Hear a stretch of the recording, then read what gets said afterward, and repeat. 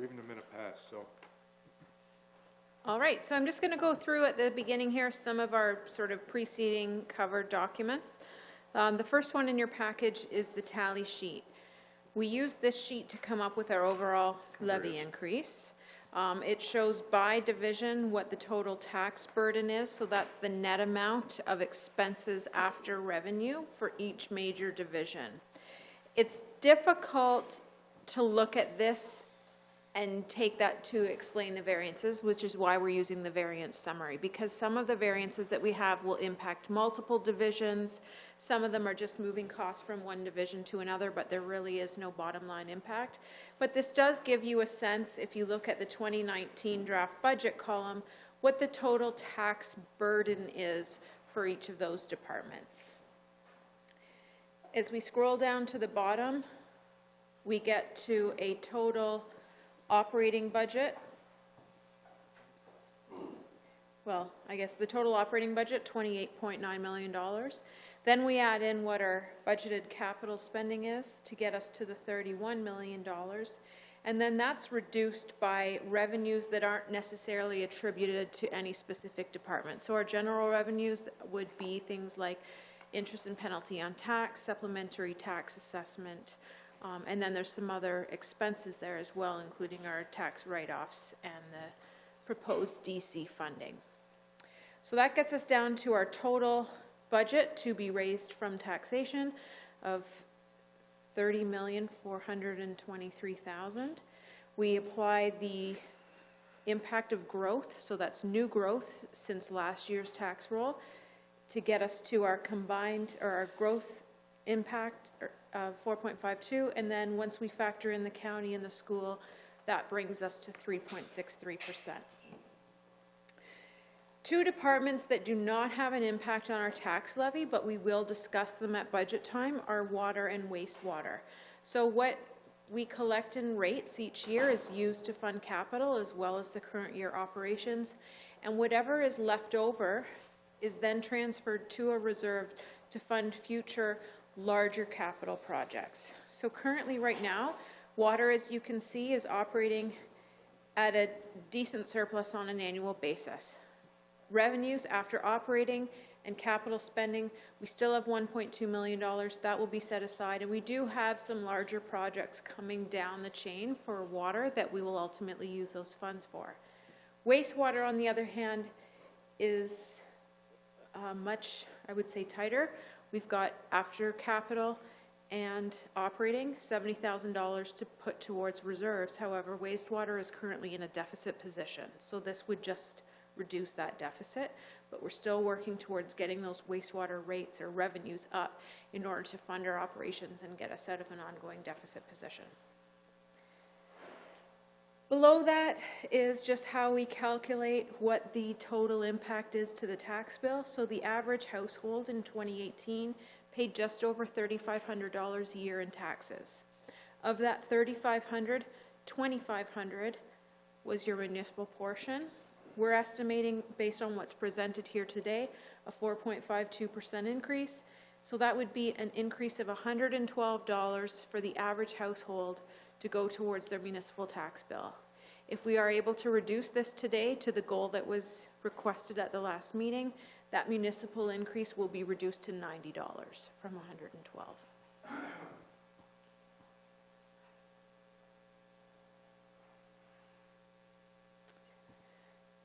Excuse me, are we free to ask questions now? Of course. Again, big picture, Kate. Cost of living, I notice all your increases are inclusive of the cost of living, correct? You don't break it down and say your cost of living is 2.2%, right? That's what we're aiming to do on the next section. Is that coming up, COLA? Because when you talk, for instance, if Mr. O'Leary's motion would carry that we managed to get to a 2.9% increase, or keep it to that rather, the COLA I just Googled for 2019 is anticipated to be 2.2%. Is that your understanding? I have 2.1 at the end. Okay. Could be Canada versus Ontario. I don't know what I looked at. So effectively, what Mr. O'Leary's motion did, which we also, most of us supported, I think, is a 0.7% raise over the cost of living. Am I correct? that could be one way of looking at it. Okay. Like, I've always wondered why we view it as such a massive, if, for instance, COLA was 3 or 4%, say it's 4%, just say, and you're looking at a 5% tax raise, most people would instinctively gasp at a 5% hike. But if your COLA is 4%, surely the best you can ever do is just hit COLA. I believe Meaford tried to skip increases years ago based on COLA even, and they had to catch up quite badly. I'm not sure my question is clear, Kate, but isn't that really what we're talking about? You're trying to hit your target, we're just trying to go by 0.7% over COLA? Yeah, so right off the top, we know the cost of living increase, a rough basis point would be 2.1, 2.2, whatever index you're looking at. One aspect of our budget reflects cost of living changes, and I'm referring to those in this presentation as our base budget changes. So changes to wages, changes to contracts, changes to those consumer prices where we just see a natural growth in the budget. We've classified those types of changes as base budget changes, and our goal is to be within that range of what the Canada or Ontario cost of living increase is. There are other things that affect the budget. So a service level change is outside of the cost of living. We're adding to a new service, we're reducing a service. So it's sort of on top of what that base budget change is. And we're trying to capture each of those items in this variance summary. It just seems to me, as we're trying to sell this to the taxpayers of town, and I don't think it should take a lot of selling, people understand COLA. Even if we're not able to get to the 2.9, which Councillor O'Leary was hoping we could, if it's a tax rate effectively of 1% over COLA, or 1.5%, I mean, as a budget director for the city, so to speak, you're not disappointed by that, are you? I certainly am not as a councillor to only be going a point or more, a point or two, perhaps a point and a half over. I just wonder why COLA isn't mentioned more. I guess that's what I'm getting at, Kate. We do compare that. There are other things that have pressures on our budget outside of the cost of living, and that's sort of some of the additional items that we're going to be discussing today.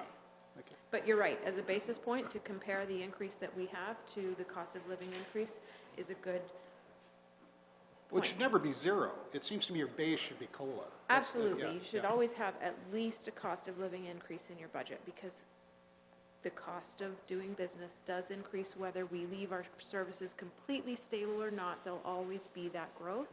Hopefully, you'll also have that growth to help offset it, which we do in this budget as well. Okay, just to be clear, to get to 2.9, which was my target, was in anticipation of the government coming and lowering the boom on the money they're giving us.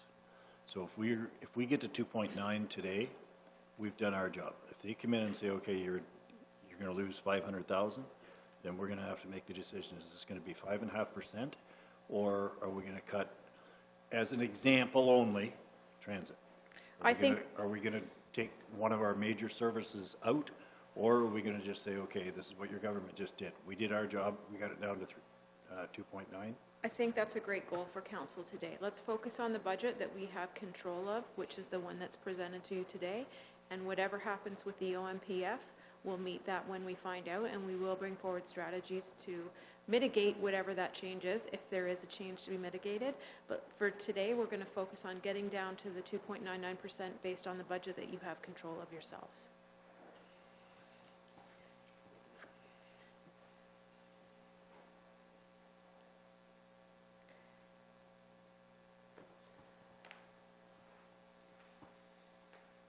So we'll start with the general operating variances. So these are totaling $700,000. So this is roughly half of our budgetary increase.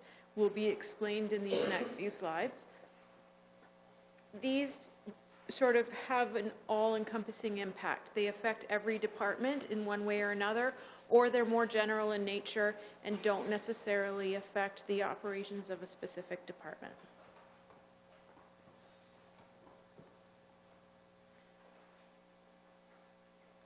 The first item is the impact of a 1.5% increase on wages including the associated benefits. So we know that we have negotiated wage increases for QP 1189, both the inside and outside unions.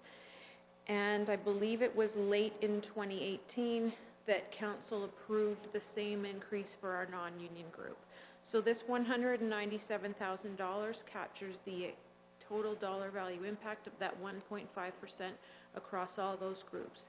This does not include fire or the impact to police services. It also just points out that for every dollar in wages, we have a 32% overhead charge to cover all associated payroll overhead costs, including OMERS, benefits, CPP, EI, WSIB, long-term disability, and employer health tax. So this includes the impact of what that overhead charge is on the 1.5% increase. In a subsequent slide, we're seeing that that overhead percentage also had to increase because of the increasing benefit rates, but we've sort of separated that out. This also includes a $13,000 increase in employer paid benefits for retirees. So we do pay benefits for retirees up to the age of 65 if they meet the eligibility. Question. The unions are still two separate numbers, right? Inside's 1189, outside's 443. They're actually both 1189. So they've changed that? They did last year. And how many employees does this affect? Do you know numbers? I believe we do. We asked for that earlier, and they prepared this. So we have 147 full-time employees. Of that, 30 are fire. So this would be roughly 120 employees. Plus our part-time employees as well would receive that increase, but they have a smaller overhead. Okay. Just, can I just go back to the general variances? I was just looking at that for a sec. Is that estimated increase on city wages, including benefits, 185,000, and then just with fire wages, including benefits, 172,000. There's only $13,000 difference. Is that correct? That is correct. So that's like 26 people versus the rest of the city. What is that number? Do we know? We will get there. We don't have a ratified contract for fire services. No, I mean for number of employees. Do you know what that is that represents the 185,000? The 185 would be roughly 120 full-time employees and 17 part-time employees. 120 employees versus 26. Okay, thank you. Whereas fire service has 30 employees.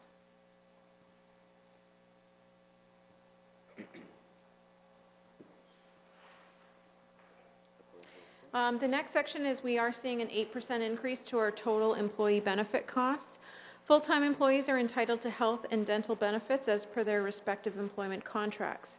Total premiums for health benefits are estimated to increase by 8%, and our total health benefit premium is now $922,000.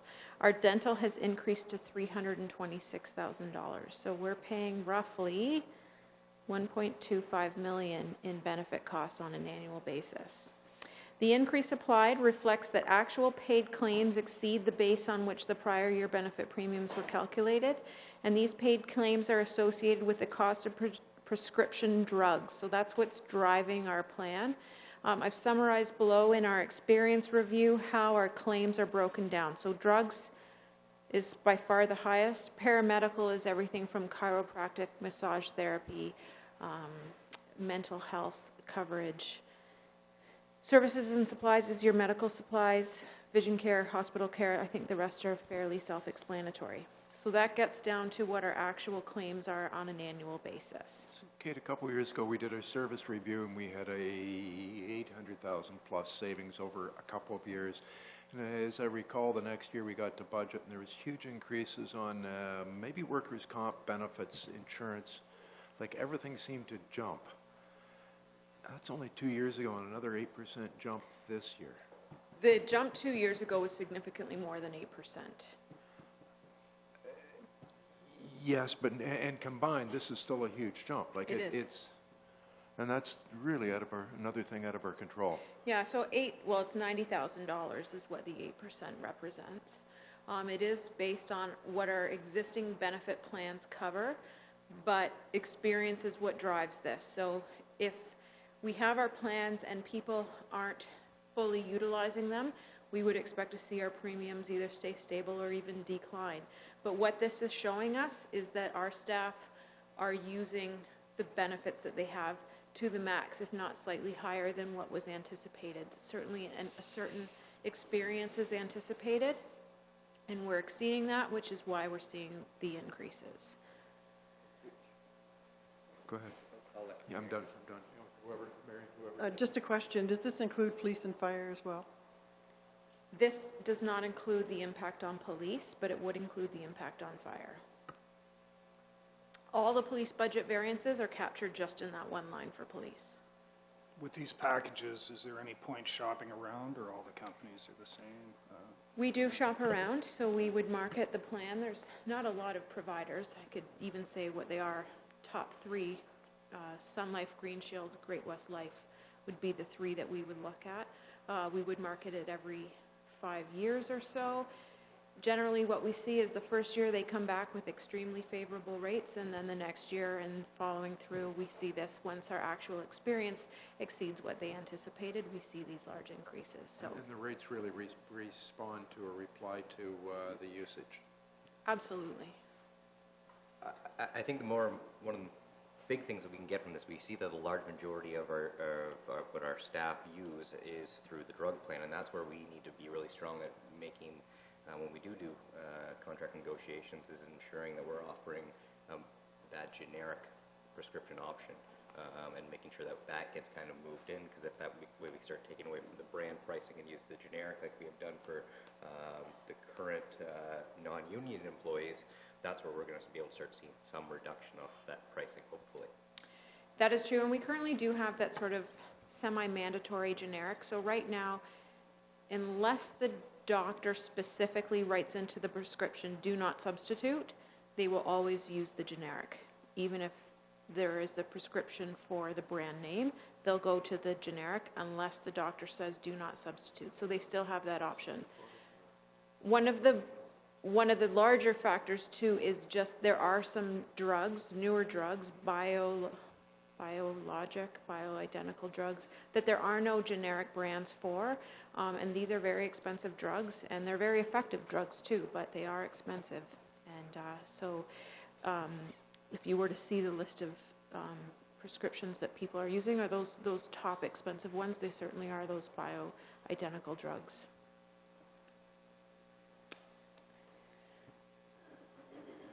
The next item is the impact of fire wages. So, sorry? No? Fire service has not had a ratified contract since 2014. So every year we budget for fire wages. That estimate is almost getting worse and worse, only because once we have a ratified contract for 14, all those future years will be impacted by the true increase that gets applied. So this is now built on 4 years of estimated increases, and each year this amount is set aside into a payroll accrual account and will ultimately be used to pay the retro pay when those fire contracts are ratified and the actual increases are known.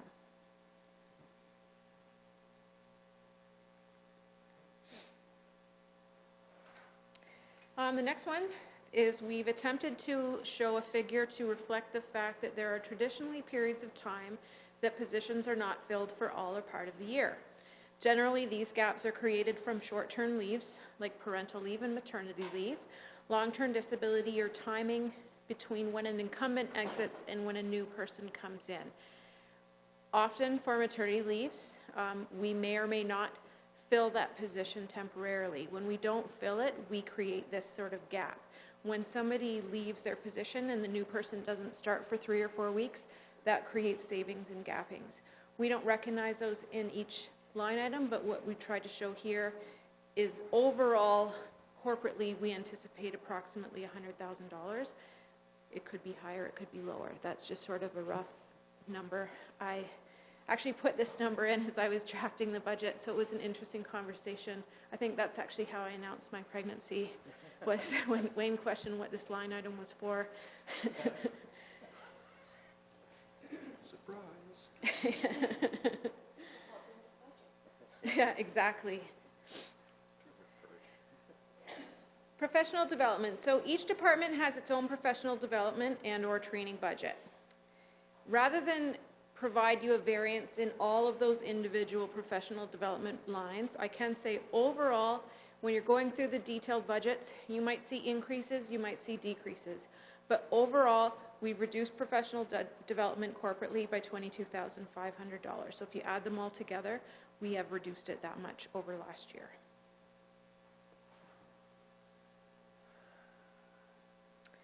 We've reduced our insurance deductible corporately to reflect what the historical averages have been paid in insurance deductibles. So from $50,000 down to $35,000. They should come down quite a bit this year, shouldn't it? Our insurance deductible? Going into 2019?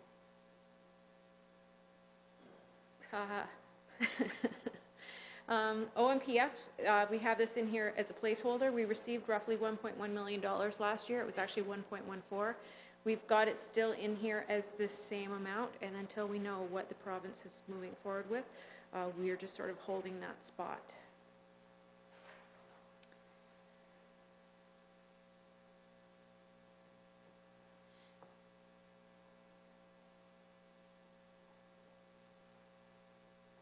I might have.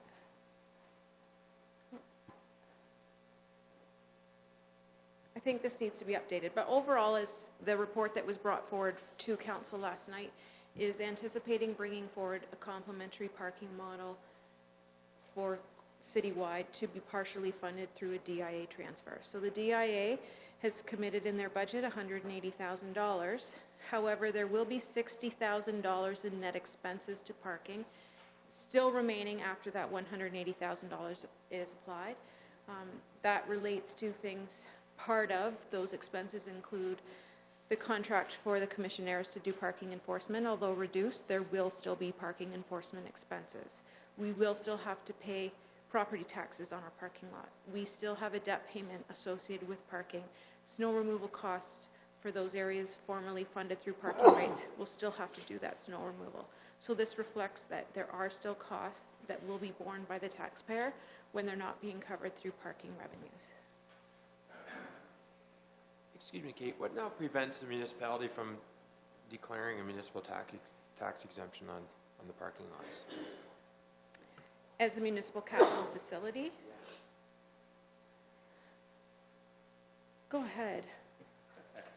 Our understanding is it would not be allowed by impact. They finally make that designation, and everything we've heard is they haven't done it anywhere else. I don't think they're going to be doing it on Sound. They're not utilized to provide a municipal service. They're still parking lots, basically. If they are attached to City Hall, and we are pursuing that for the lot behind City Hall, because it is attached to City Hall, it can be designated as exempt. But something like Lot 5, that is truly a parking lot, it is not serving a municipal facility, we don't have that ability to declare a municipal capital facility. It's not providing a municipal service.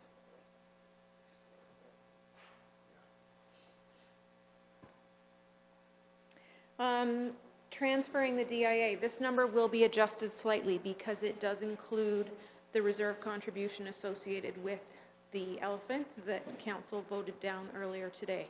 So that number will actually be reduced by approximately $8,500. So I'd say rough number 25,000. And that reflects that we will be purchasing some materials as well as having some staff support in order to provide the services agreed upon.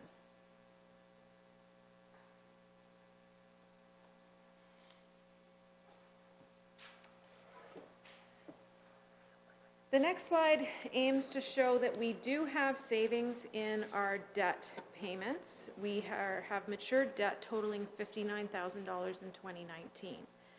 However, we have a strategy to set those debt payments aside until we ultimately fund this building. And then when we bring that new debt on, there will be no tax impact, but we'll draw these funds back out of the capital budget. So they're being held in capital. We're utilizing them in our current year capital program, and then next year we'll be drawing those back out to make the debt payment on City Hall. And this chart was included in your package. It just shows of all of our debt, what the outstanding loan balances are for each debenture, when the final payment will be made, and how much that annual payment is on a per project basis.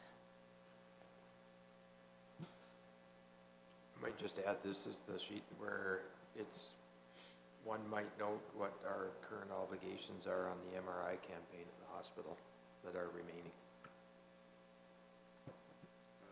Where is that? Oh, there we go. It's under 2010-146, RBC external, second one down. So we actually have two, MRI year in 3 and 4. We have one payment left on, and that payment's around $23,000. And then the 5th year of the last MRI contribution, we have 2 payments left on at just under $10,000, just under $11,000. So we were asked for $25,000 over the next couple of years. I'm not sure that was approved by council. When Well- does that come forward? That will be today. We'll include that in our overall budget presentation today, whether or not council would like us to add that to the budget. I guess I would hope for a motion if that's the case. So then we've just finished off the MRI payment for the old MRI, and then we'll be adding. I don't recall what those old payments were. Was it a 100,000 contribution? So those contributions were debentured. It was $1 million contribution, and we made 5 installments of 100,000. So, and they were debentured back when we did those over 10 years. So we're just going to finish paying off the last of those annual contributions. 2020 will be our last payment.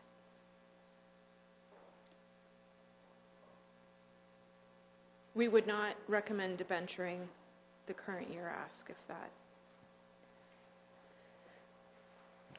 Again, like professional development, throughout each detailed budget, you will see line items for legal fees. Some have gone up, some have gone down, but corporately, we've reduced legal fees by $16,000.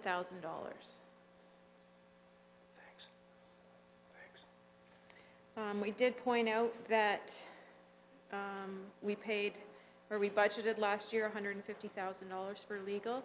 Slightly over half of the legal fees we paid in 2018 relate to HR issues, and most of those were around fire, arbitration, and grievance support.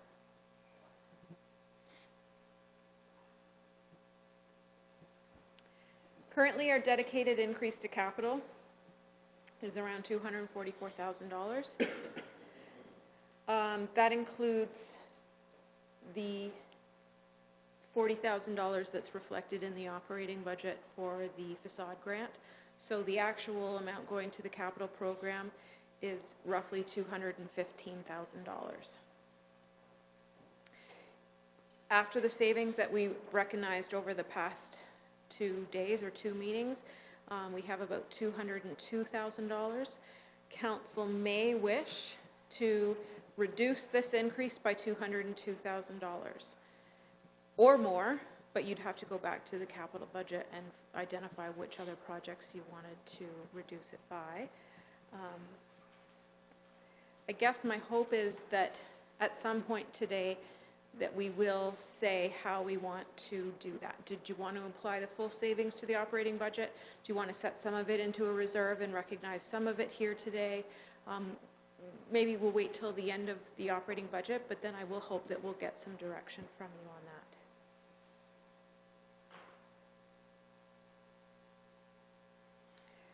Moving the facade grant, so we're sort of attributing this to council, even though we took something that was formerly in the capital budget and just moved it to the operating budget, just to be more consistent with how we account for external transfers.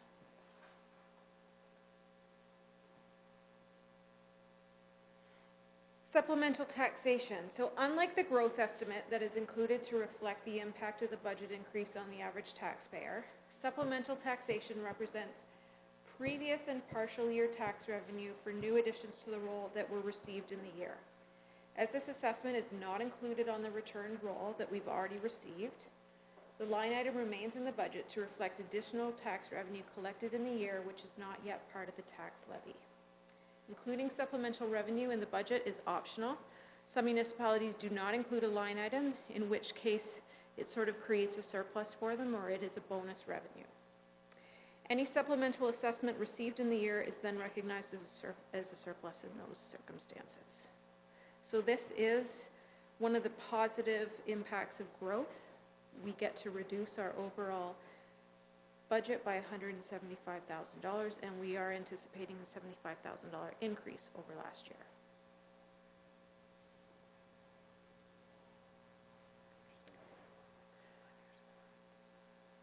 After completing the I don't need to go through this. I think we've talked about development charges quite a bit over the last few meetings, committee meetings.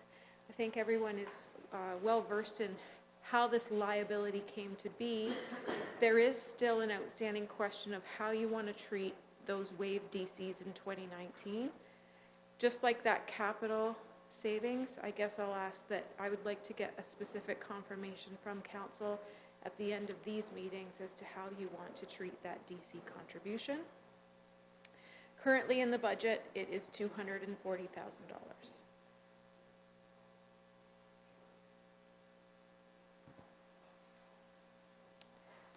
Centralized office supplies. So for all of the departments now located in City Hall, we used to have all of our own office supply budgets. Now that we're in one location, we have one sort of office supply cupboard. Everyone is going to purchase their office supplies and use them through that one source. As a result, we eliminated all those individual office supply budgets and just have one for this building, and that achieved a savings of $10,000.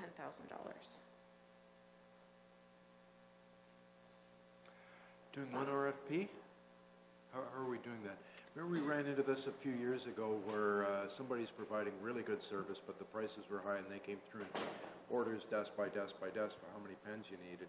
And we went to purchasing through an education fund or some system that was provincial that cut it, but kind of left it optional for staff which one they picked because there is a bit of a pushback.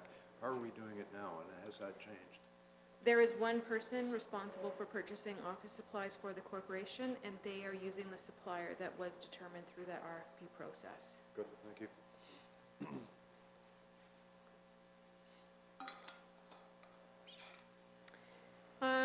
Next, we are recognizing a decrease in interest revenue. So this is adding a cost to the budget. Previous budgets have included an amount for interest revenue earned on general funds held by the corporation. Over the past several years and for the next few years, the balance of capital spending that remains unfinanced at the end of the year has had an impact on the available funds on which revenue might be earned. So we're basically self-construction financing. I'll use this building as an example. We've paid for all of the construction financing costs. We have yet to debenture it. So we're self-financing the outstanding amount on this building until that debenture ultimately comes in. We're using those funds that would otherwise be earning revenue and adding revenue to our revenue fund. I do see us continuing to do that. 10th Street Bridge, some of the water and wastewater work that we're doing that are ultimately going to be debentured, we will be self-funding in the interim. So that uses up our capital, and it's difficult to earn interest on those amounts when they're being used to fund construction.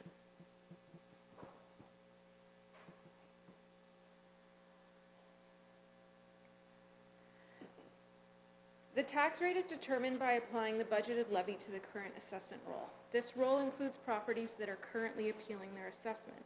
At the point that the decision is made and there is a reduction in assessment, the city must refund the taxpayers to that property owner. It's therefore important to include in the budget an estimate for the outcomes of those appeals in order to stay out of a deficit position. We did have a report on this to Corporate Services just before the year end. As of November 2018, there are 117 open cases for the years 2013 through 18. The total value of assessment under appeal is over $1 billion. The current recommended amount to set aside for the potential decision on that $1 billion of assessment is $250,000, and I would say this is a conservative number, but it does help us at least set some aside for when those decisions come through.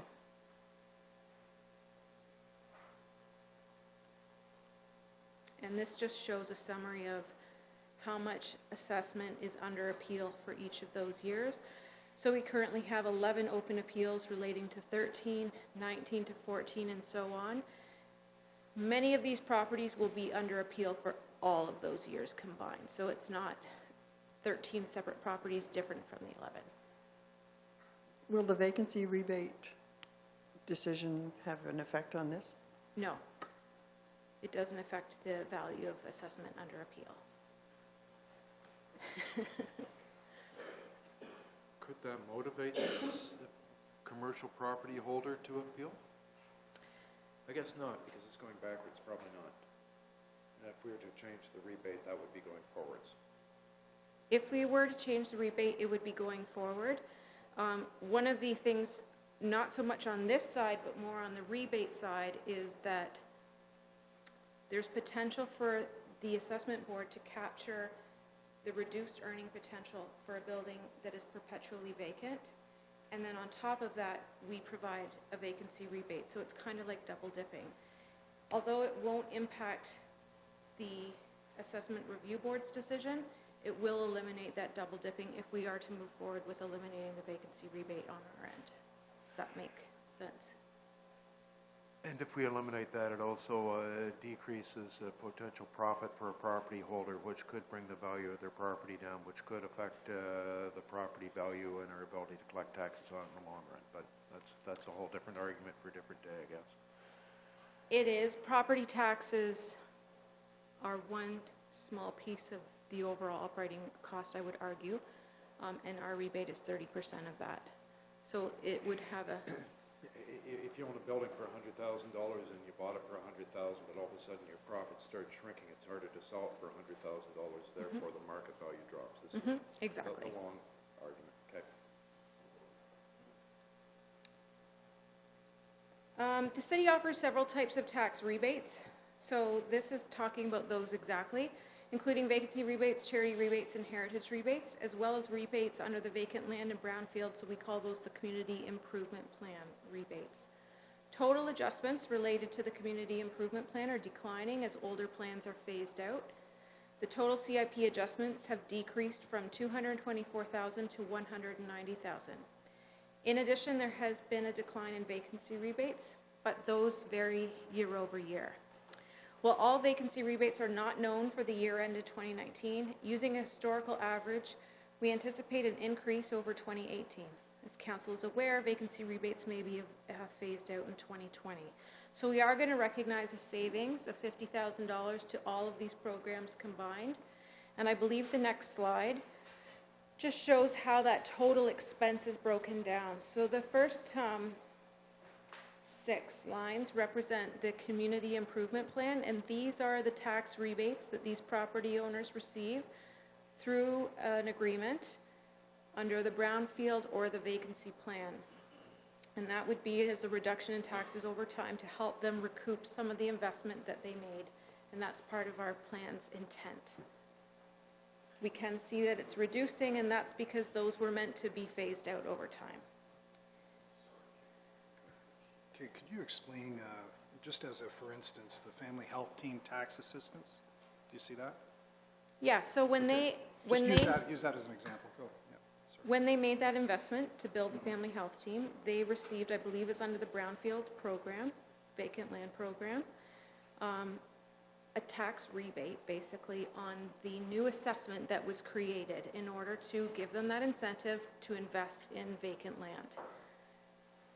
So each year, they're receiving a rebate back on their taxes, and that is phased out slowly over time. And just so I know, and I don't want to get too much in the weeds, but how do we know they needed that in order to proceed with the project? Is this just some of the initial negotiations that go on? Just generally, again. Yeah. We don't do it on an as-needed basis. It's sort of our program to give any developer the incentive to invest in developing our vacant land, or in the area of a brownfield, if there is remediation required, we provide a tax incentive to incent those developers to do that remediation and ultimately develop the land. So it's sort of our goal to get someone there.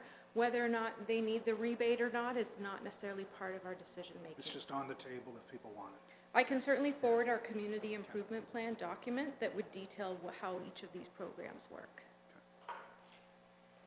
I would just add, some of them are area specific, so when council's approving that community improvement plan, you may say, we really want to focus on vacant lands or brownfields in this area and have the plan only apply specifically to that area where you want to see community improvement. Can I ask, the property that we dealt with last night beside the hospital, does that come into play here? Why is that? It's not a property that's really eligible, I think, under the program. And I think it applies to commercial development and not residential development. I'd It have all to... has to be brownfield related as opposed to just vacant? No, brownfield and vacant land are two different programs. Kate, sorry. You mentioned that it's a phased-out approach. Based on this, when does it end? Most of them are 10-year plans. Sorry, most of them are 10-year plans. I can't necessarily say by looking at this when they all started, but that would be the goal, to whatever they're entitled to, and it's sort of calculated on what the increase in assessment would be in the case of a vacant land rebate. In the case of a brownfields remediation, it's calculated based on what their investment was into the remediation process. That's spread over 5 years and partially collected back, or I guess refunded back, through the increased taxation that they pay on that new assessment that they've created. So the other types of rebates are the heritage rebate. This is fairly consistent year over year, the properties that are eligible for that. It is on an application basis each year.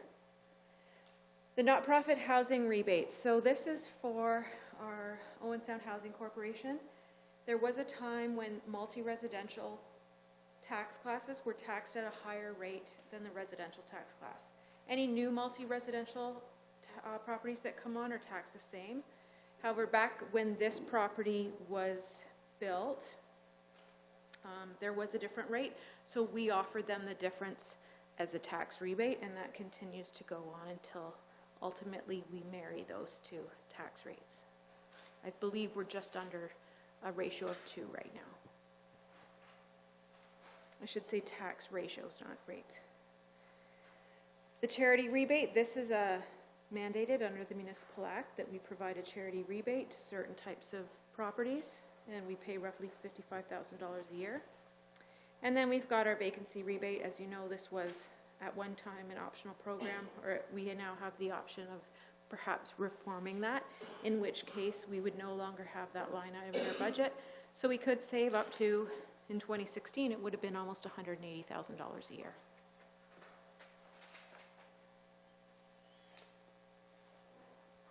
Can I just ask why there's such a difference in the 2018 and 2019 figures? We base the budget on the previous year, so we don't necessarily know right now. I don't believe applications for the vacancy rebate are due until the end of February, and they relate to the 2018 year.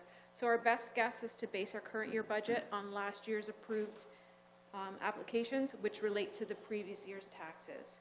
So there is some fluctuation between what we budget and what our actual costs are.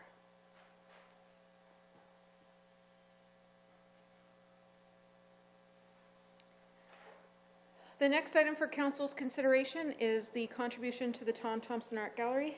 This came forward through the minutes from the Tom Thompson Gallery Board last night. They are looking for an additional $40,000 in funding to their overall budget. This offsets the fact that their Ontario Arts Council grant has been reduced by roughly $13,000. In addition to that, they've had a collections assistant that has been funded first through a grant, then through a private donor for the last 4 years. This person very much, though, makes up the existing staff complement at the gallery and the complement that they've had for years now. All those sources of funding will terminate at the end of April, and therefore, in order to maintain their staff complement, they do need to add to the budget in order to fund that position going forward. I will say, the current gallery budget continues to include the $50,000 annual amount contributing to the deficit. So ultimately, this $40,000 gets the gallery back to where they were funded before they had to compensate for that payback, I would have to say. Once that amount is paid back, in theory, that $50,000 will come back out of the budget. There was a 10-year plan. I think we are on track to make that, if not reduce it slightly, if we are consistent with our current operations. Just a question. Why was the grant reduced? I think the reduction in grant, and the director can correct me if I'm wrong, but the reduction in the grant revolved around the changes that we made 2 years ago to the advisory committee, going from a board of management to an advisory committee. That's correct? Yep.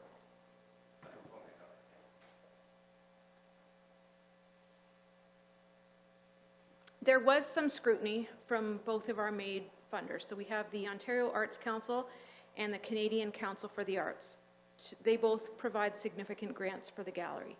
When we came forward with the deficit that we did 2 years ago, which was $500,000, both of those funding bodies paid a lot of attention, because certainly they don't fund organizations that run deficits in that magnitude. So I think part of this reduction is the fallout of that, and we're going to sort of have to rebuild our reputation, not only in the eyes of the community, but in those funding bodies as well. And I believe we will and are.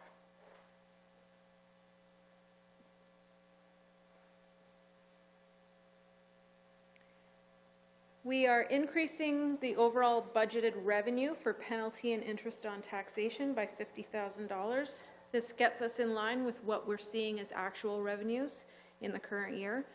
Historically, interest on taxation receivables has been increasing. There are several variables which impact this revenue. Ability to pay is certainly one factor, and you could look at increasing penalty and taxation as a signal of the community's ability to pay their tax bill. However, aged receivables also grow as the tax levy grows. You collect more taxes and you have an overall tax levy amount, your receivables are going to grow by, in theory, a similar percentage. So certainly growth is part of what's driving this as well.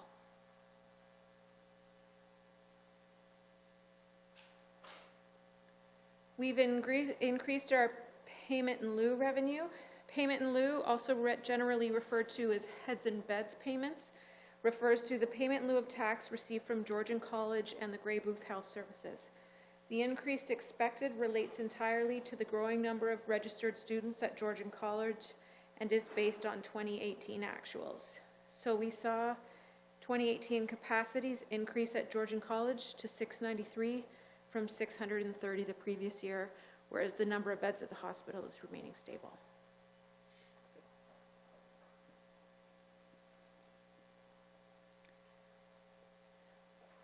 And then miscellaneous adjustments. So I guess this is again where I'd reiterate that staff have gone through this budget numerous times in very small detail. We go through every single line of each budget by each division, and often there are small adjustments made to reflect current operating conditions and historical averages. So individually, I would say they're immaterial. Maybe $250 here, $750 there. But when you add up all those adjustments that we made this year from the previous budget, we achieved $70,000 worth of savings. So when you're going through your detailed budgets that were provided for supplementary information, any line item that's not highlighted in green and explained by one of these other sheets that shows a variance, it's captured in the $70,000.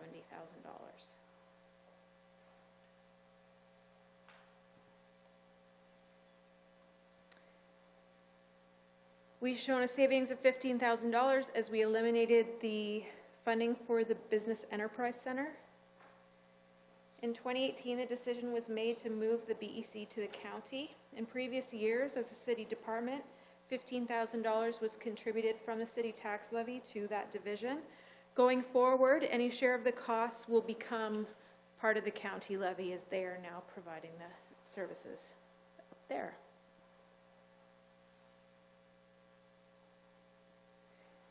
And then the other item that's not included in here but is out there is, I guess we are proposing an increase to the overall budget for the $25,000 that has been requested from the Grey Booth Health Services towards the MRI capital campaign. We would be looking either individually or as part of the overall budget package for council direction on whether or not you want to move forward with that request or send your regrets. Kick that off, Richard? You're involved.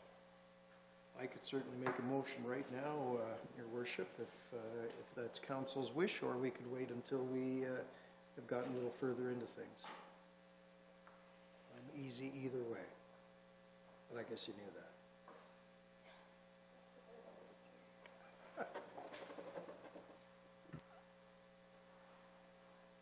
Why don't we make the motion and then we'll listen to the discussion. And if we break things and, you know, smash things around, then we'll have to pay for them. Why don't we make the motion now, and then depending on the conversation, we'll either stand it down for a little later or vote on it. I'd move in accordance with the request we had last night that the City of Owen Sound provide funding of $25,000 in 2019 and in 2020 to the Hospital Foundation to support the MRI campaign. Kate, would you prefer those broken into 1 year at a time and redo it next year, or does that matter? No, I think that's fine, I'm sure. If you're doing it for one, it'll likely be for both. I guess I'm the longest serving one here. I keep forgetting that. So way back when they're doing the last MRI, and I can't remember the year, they came to the city and asked for $1 million. Ruth Lovell was the mayor at the time, and they looked at it and agreed to $1 million at $100,000 a year. They didn't have the $100,000. Council at the time chose not to take it out of the budget, but to debenture it, so borrow money. You heard the presentation last night on the importance of the MRI to the importance of our hospital to our economy, the importance of our MRI to the hospital, and everything that goes with that.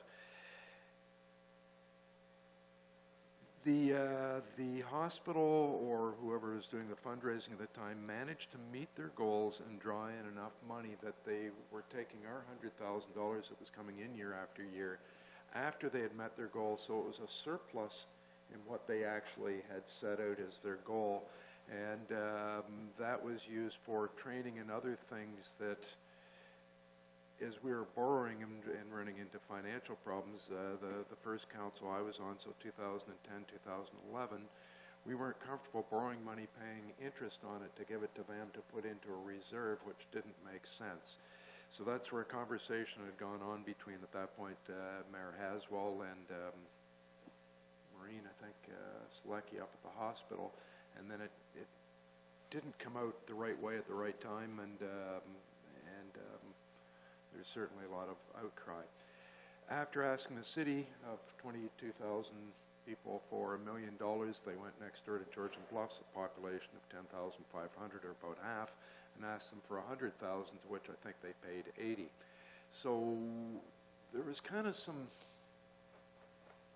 bitterness in a sense. Now they've gone to the county, since it's really a regional hospital, and I forget what they've asked for the county, and the county has not decided yet what they're going to give.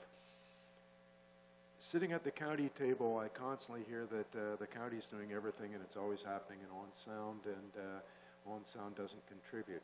Certainly the county put $1 million into Georgian College for the Marine Institution.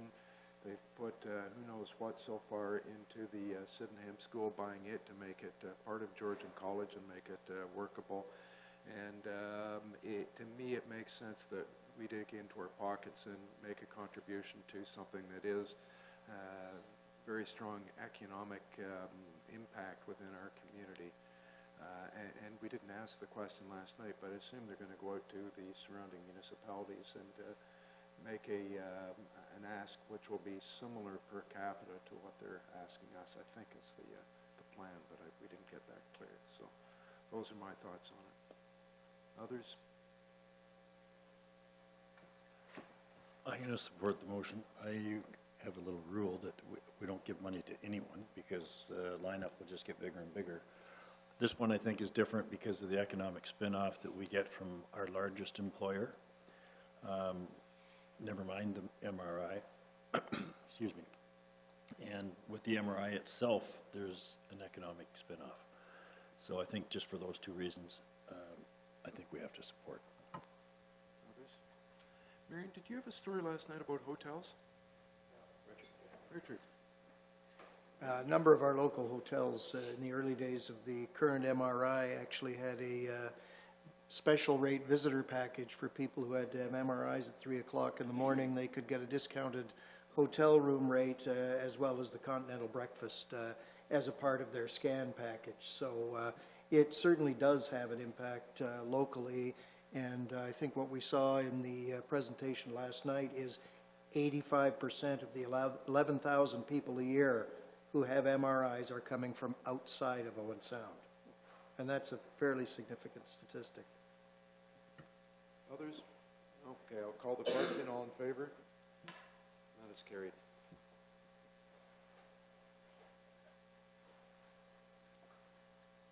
All right, so before I move into corporate services variances, I guess I just have on the screen here a summary of the variances that we have just discussed.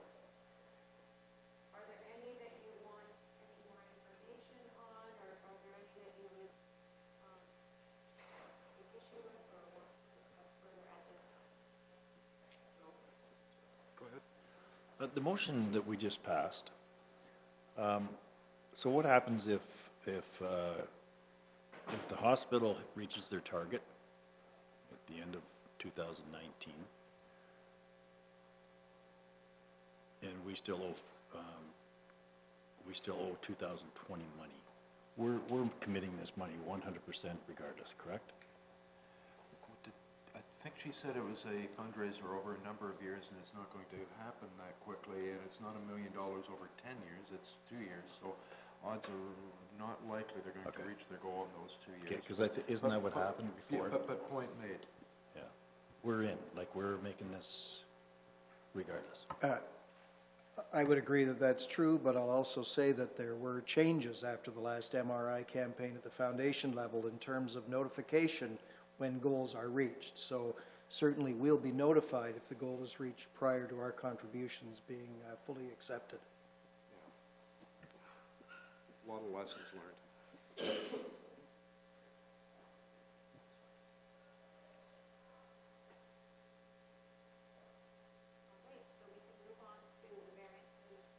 Sorry, we can move on to the variances as they relate to governance. This includes council and the city manager department.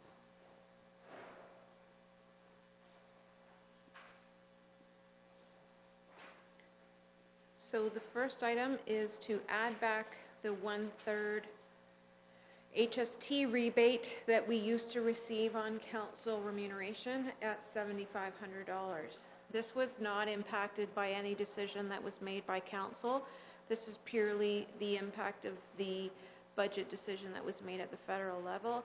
By eliminating that 1/3 exemption, we used to be able to claim the HST rebate on those amounts.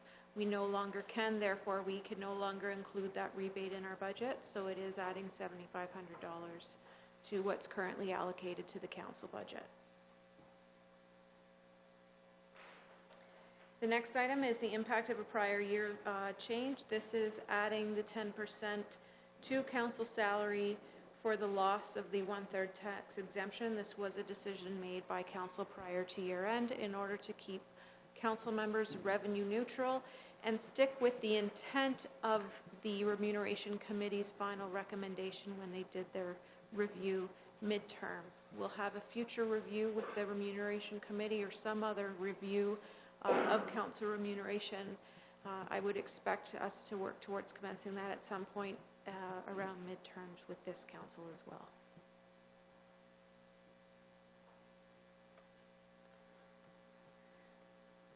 We anticipate that at some point in this term of council, there will be an update to the strategic plan.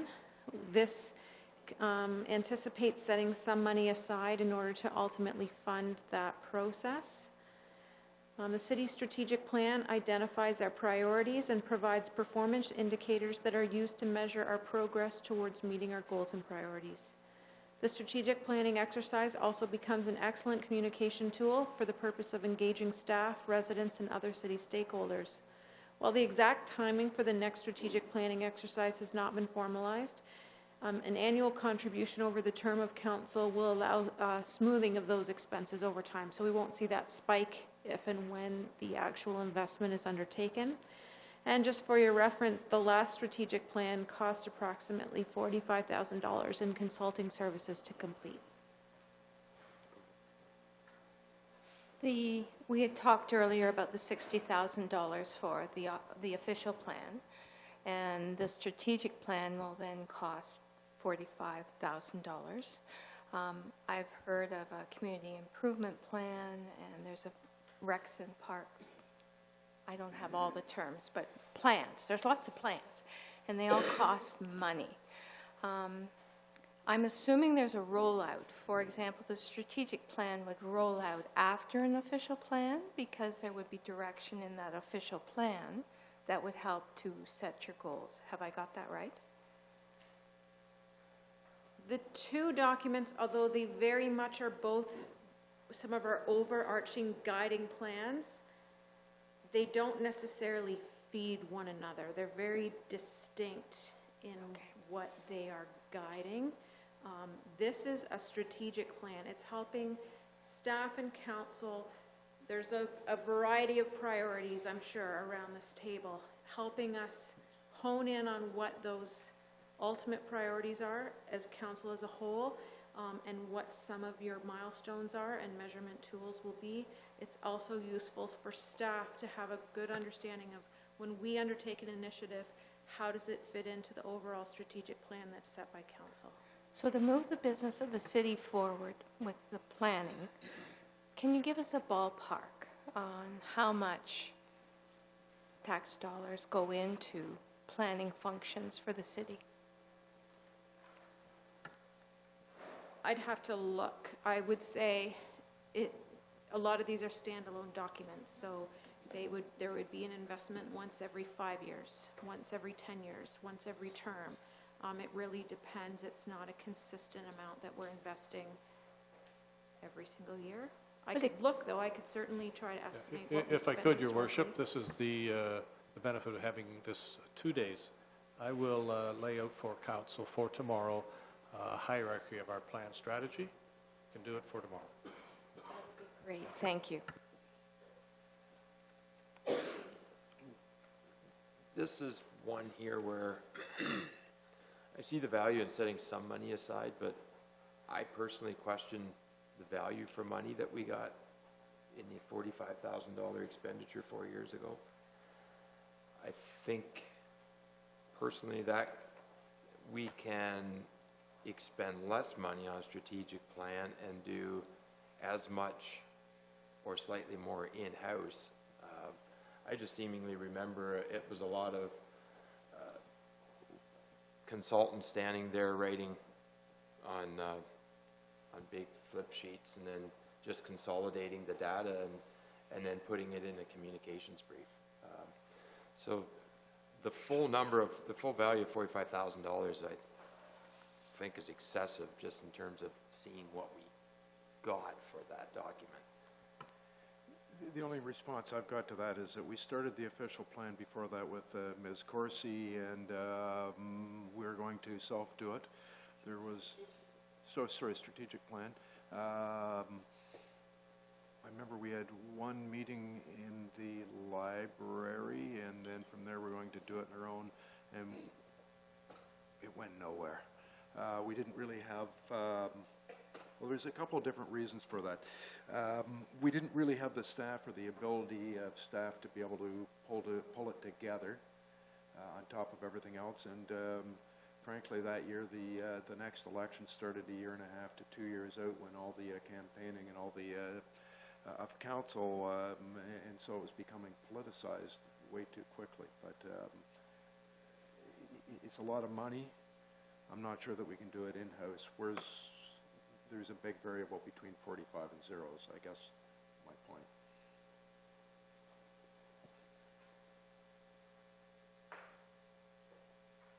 I guess what I would add, oh, do you want to add first, Marion? Go ahead. Just want to ask, this is anticipated for 2020, because our current plan, I think, is up for review in 2020, or not? Our current plan, the idea was something about visioning to 2020. I believe our current plan is still quite relevant. It would be council's decision. I think the price will come down to how much involvement you want from the consultant and how much you want to do in-house. So the mayor is exactly right. It would depend on how you set your terms of reference. I think where the previous consultants really assisted the city was in the public engagement side. They gave us a lot of good advice, a lot of nudging the direction to go to yet. I believe we had over 1,000 or 800 pieces of public engagement. For us, that's excellent. But there's a long way between $0 and $48,000. I agree with His Worship on that. There's also an indirect cost for studies, which is the paid man-hours for people to attend when the consultants are getting their information. That's down productive time. I mean, it's brain time, but it's not productive time. It would be helpful to know when we do studies what that indirect time is. I'm making an assumption you don't backfill, but that could be totally wrong. But it would be helpful when we do an official plan, what is the actual time for staff engagement in paid man-hours, because it is a total picture. I think the whole discussion around planning, consulting, the various plans we have, and I can tell you, staff are involved. We're involved deeply, but there is quite a difference between driving the plan, and that's what we're paying our consultants to do, bring in expertise from doing this throughout, hopefully, the province and perhaps Canada, and us being deeply involved as well. But I will tell you, for our planning staff, in the case of the official plan, for it to work well, they have to be deeply involved, as does our public. For our strategic plan, I will tell you, all of staff and also council has to be deeply involved, as does our public. So, and quite frankly, we never backfill on these things. That's just expected workload for everyone that is sitting here and everyone that is sitting there.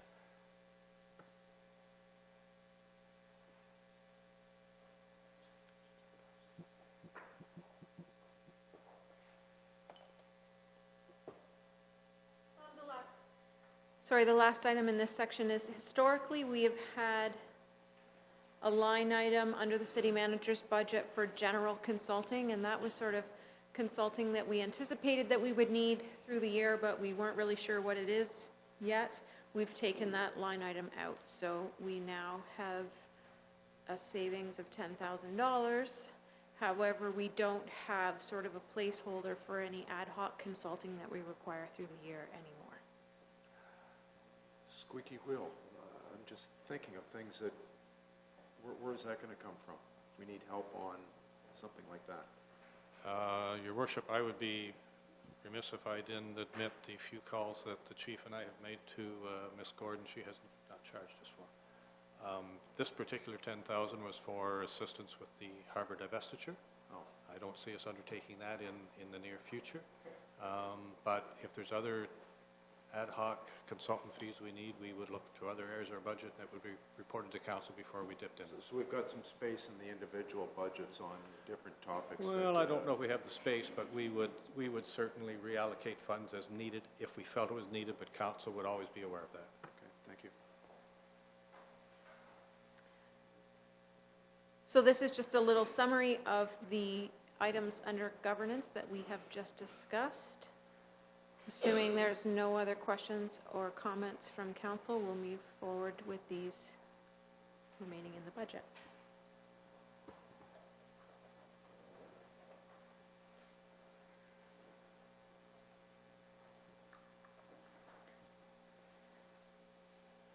The next section will be corporate services. This is the area of the budget that I oversee in my department.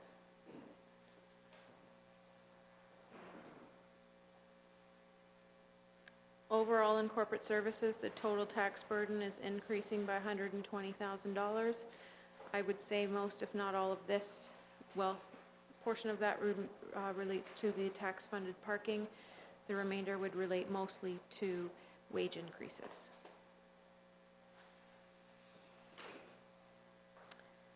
The first item is to remove the annual contribution to the records management system. So our current 2019 capital budget has the infrastructure included to buy the software to assist with records management, retention, and destruction.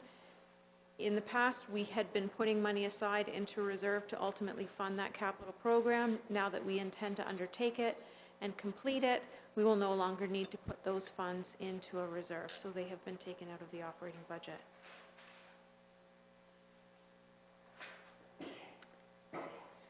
The next item is to decrease lottery license fees. Historically, we have seen a decline in lottery license fee revenue. The closure of the bingo hall has had the most significant impact. Decreasing the budget, that should save $5,000, will bring us back in line with where we are with actual revenues in more current years.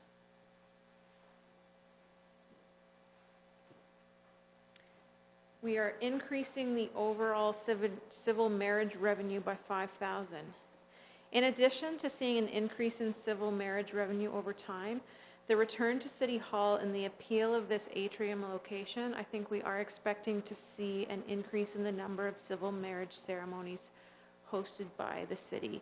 And Leanne Kazarian has sort of taken on all things wedding, from booking weddings to managing the whole civil wedding service.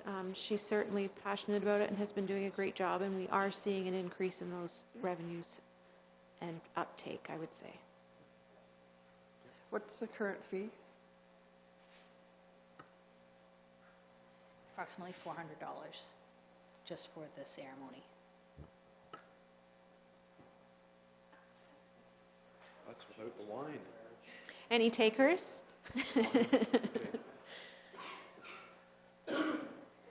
Oh. Sorry.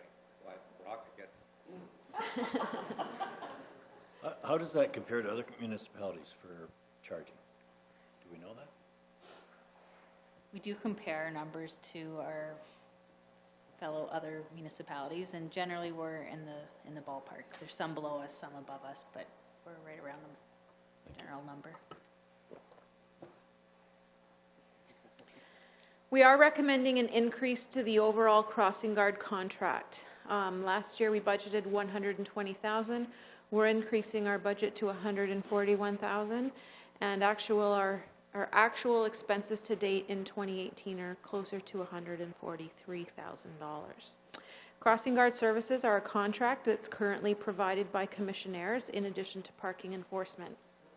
In fact, commissionaires utilizes the same manager to manage both services for the city, and on occasion is able to use parking enforcement staff to monitor crossing guard locations when the regular staff are off on sick or absent. The total cost of this contract is set at an hourly rate. In 2018, the budget was reduced to reflect that there may be reduced coverage with the school closures. While there was a slight reduction in manned intersections, the increase of the minimum wage to $14 an hour had a more significant impact, and the increase proposed to our crossing guard budget is to reflect that those actual costs. Remember a time when there's a crossing guard that's sick or not able to be there, and you've already used up all the enforcement staff? Who goes out in those cases? Commissionaires is managing that process. I believe they handle that staffing. It's not city staff anymore. So they find it from where? Like, it's got to be on the spot pretty well. Do you have an answer, Chris?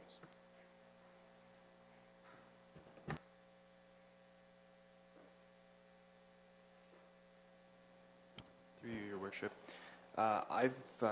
In my experience overseeing crossing guards so far, there hasn't been an incident of that. Commissioners does have several people in backup, ready on call if there are emergency situations. So far, the maintenance of those backup has always provided all coverage needs. Could I just ask again for the figures, the actual figures for 2018? What did you say, Kate? I'm sorry. We're closer to $143,000 as of year end in 2018. That's what I thought you had said, 100. So we're already behind the 8 ball then. You're just projecting 141,000 for 2019, but we've already exceeded that number. Would you be readjusting that based on our actual in 2018? We could. I aimed for this presentation to focus on these round numbers, and certainly this was put together in October and November. I would say I didn't know that 143,000 number until probably yesterday or the day before. So we will certainly be doing a once-over on all of our year-end figures and comparing them back to budget. But for the most part, I would say if we were to increase it by 20,000, I would expect that to be sufficient for the 2019 tax year. Thank you.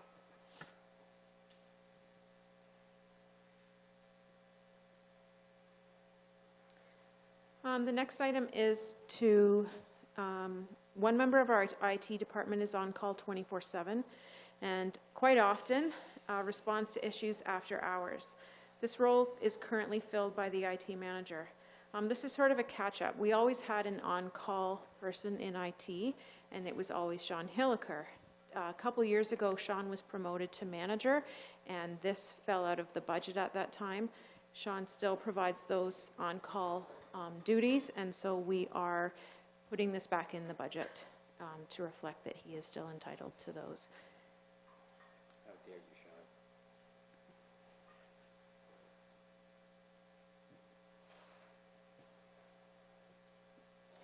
The next item is something that was sort of approved mid-year last year, and that is to add a help desk contract for a 12-month trial.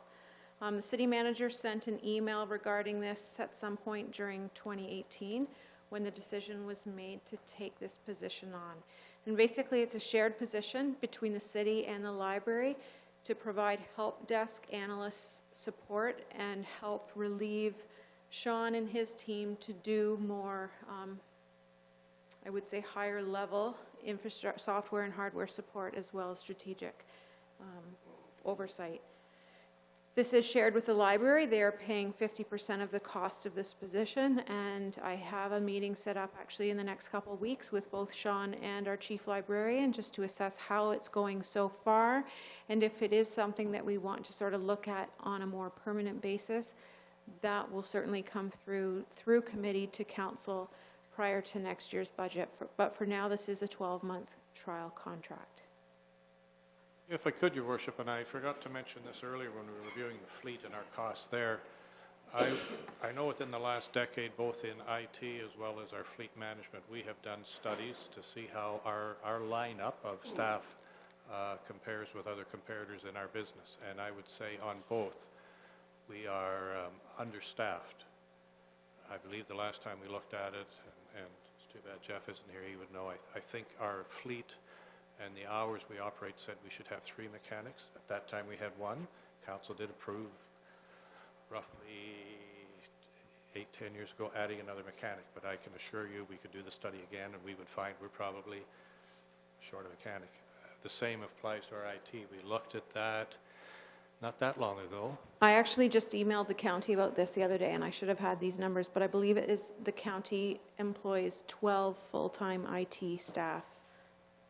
So there does come a point where I think we have to recognize at times we are running too lean to have a good workplace for everyone and expect them to continue. This is a trial period to see how it works, and Kate will be reviewing it. A full report will come forward to council with our partner to see if we continue.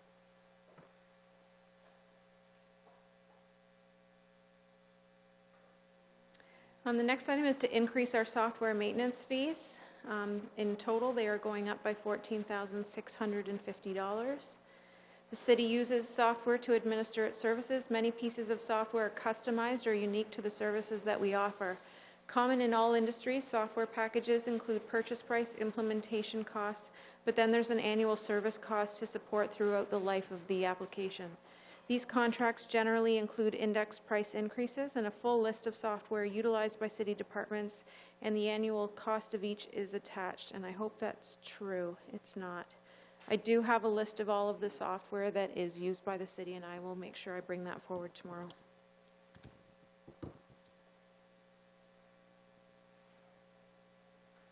And actually, I do think I know where it is.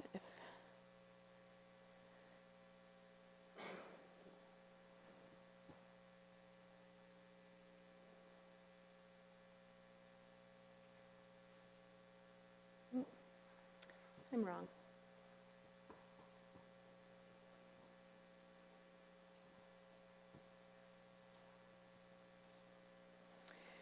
Previous budgets have also always included a cost for WSIB top-up and backfilling, assuming that positions where we have a staff person who's away on a WSIB-related absence, that we would possibly temporarily fill those, or that the injured staff would return to work, and while their positions continue to be temporarily filled.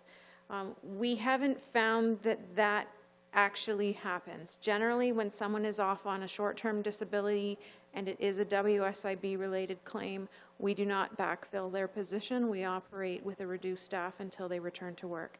So setting aside money in the budget to fund those sort of backfills was not deemed necessary, and so we added, or we were able to reduce our budget by $20,000.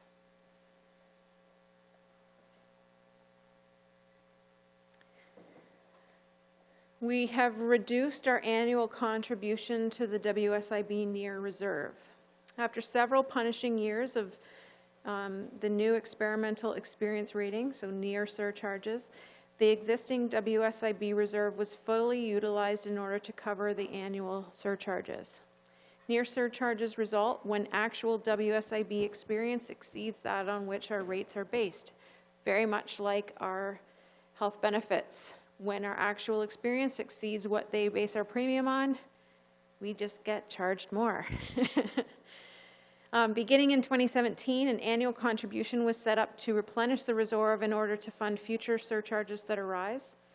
2018 NEAR statement was in a slight refund position. I'm going to say, after all is said and done, it's around $20,000 refund that we received for 2018. And so that will be transferred to reserve, in addition to the $100,000 contribution that we budgeted for. So given that there is a new balance sort of achieved and it's somewhat stable for now, we are recommending that we reduce the annual contribution down to $25,000. It's not eliminated, but this will in order us to hopefully find that happy, stabilized WSIB cost over time. So that achieved a $75,000 savings in our budget.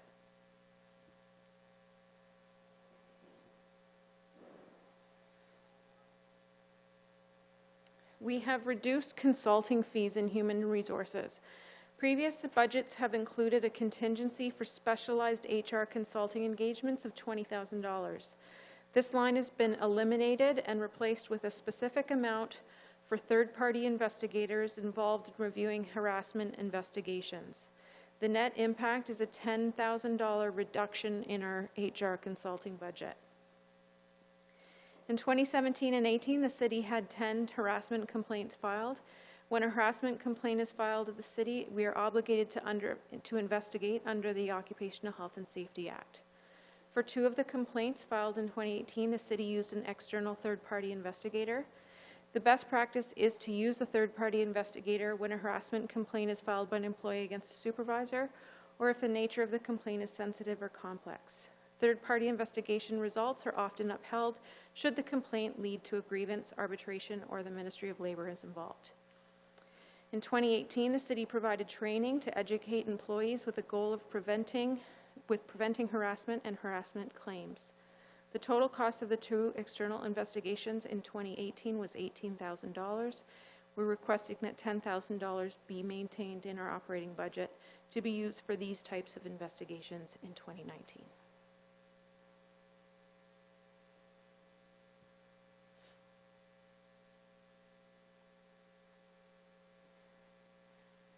We are requesting an increase to contracts for health and safety-based training.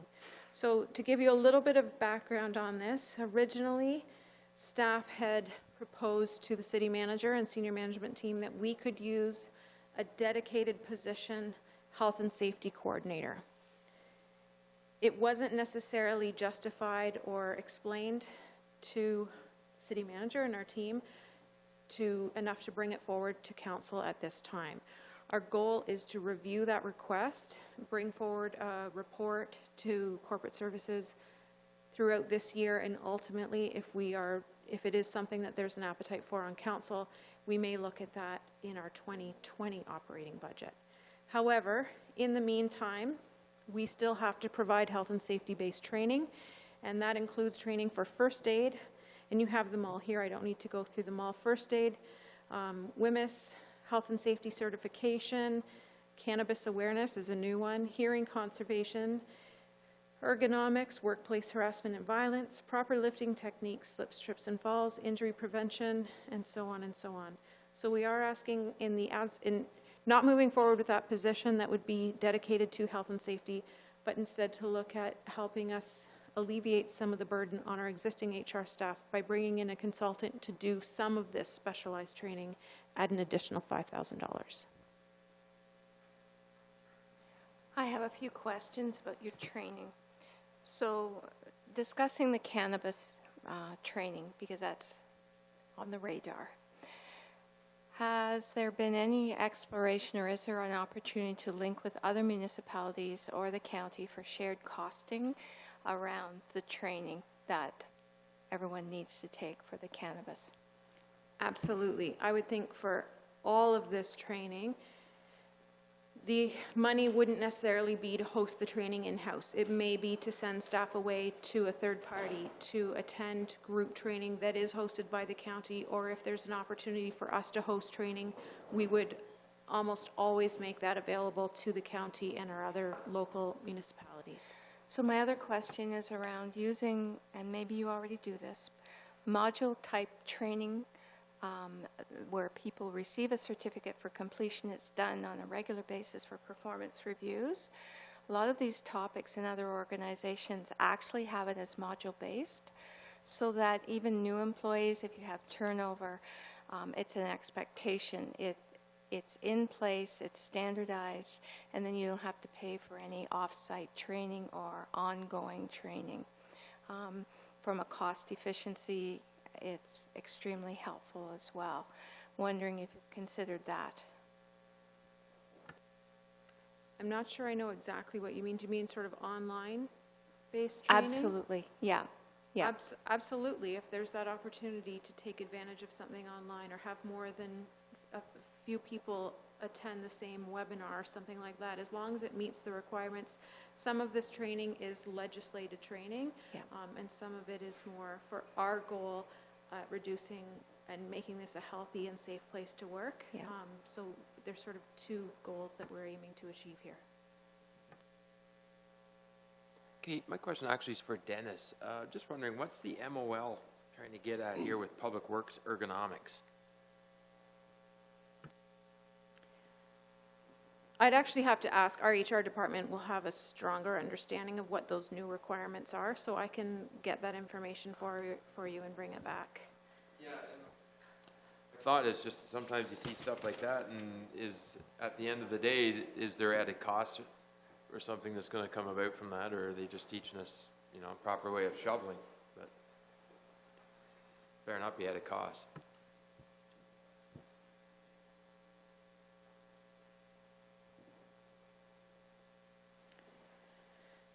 Our next item is to decrease the PTSD prevention contract service that we had previously included in the budget.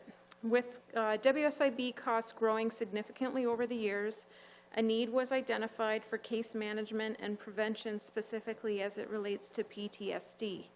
The city continues to work with the same consultant that police services utilizes for case management.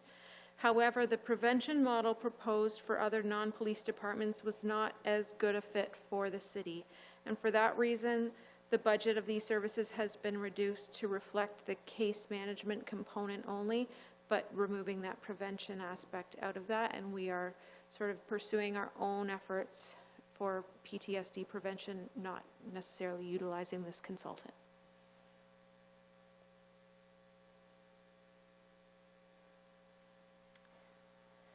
The budget shows a reduction in the Employee Assistance Program contract expense.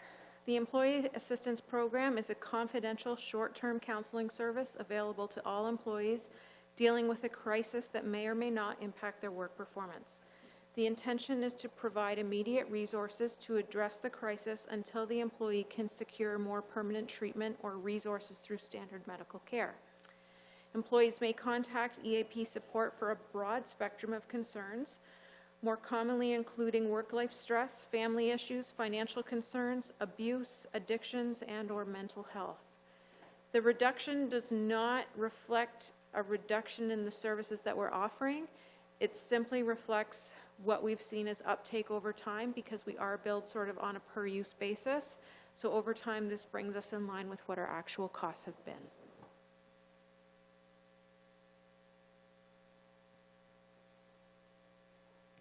We have reduced contract services throughout all of corporate services by $10,000.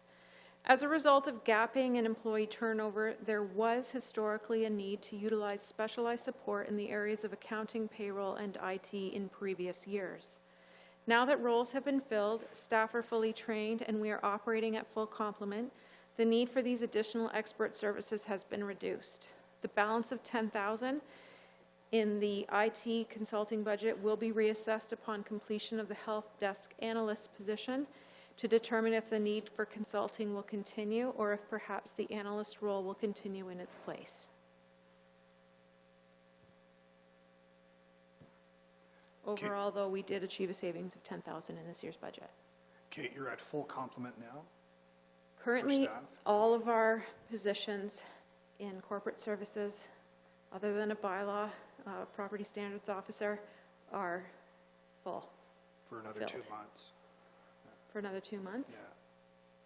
Well, then I will be off for a Right. few months, yes. And how large is that staff? How many people are in corporate services?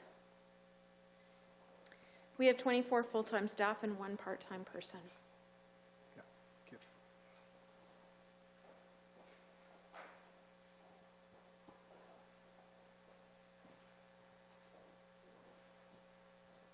If you wish, Kate, I did check with our HR department, and yes, it is a new Ministry of Labor requirement that we have a plan for ergonomics with our Works department on how in their workplace. So we will have to have a new training for that.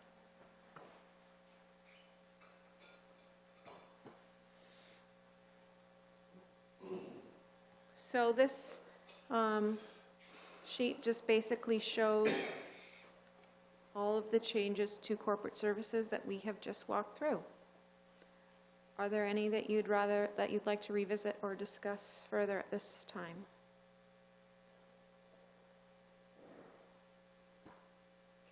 Anybody? Seeing none. So All that right. means we're adopting what's there, basically. Okay. We were saying that about every department also, but we've already progressed through. We can always go back to some, but let's take a kick at the, say the cat, that wouldn't be very nice. Let's take a kick at the can while we're here. Okay. Initially, like development charges, is that one that we're going to revisit at the end of this process when we decide what else is going on, or is that a process that we want to deal with currently right now?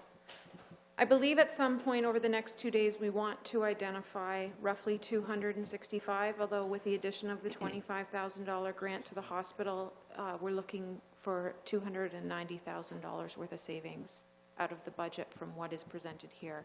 So if you want to do that as we go through, try to identify things and maybe hold them off for later discussion. If you want to wait till the end and then revisit certain lines, that really is up to you.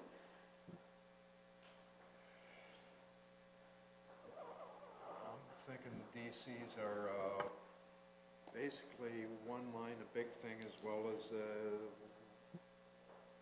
amounts that we have set aside, I suppose, for capital in the last 2 days. We'd look at the end is what I was thinking. Okay. On those big ones.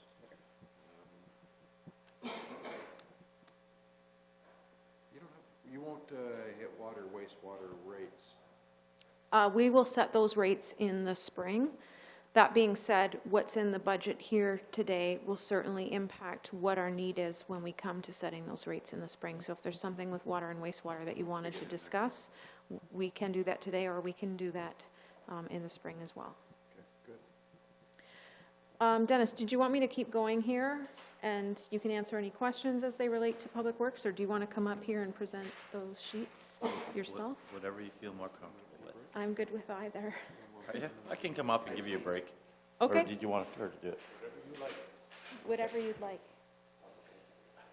Okay, then you can keep going and I'll answer questions. Okay. Yeah, if you're not. I'm doing okay? No, I'm doing fine. Let me know when you're ready to sit down and I'll jump in.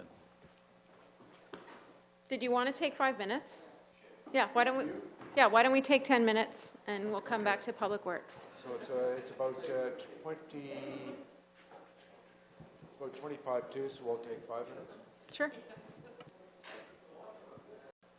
Nice.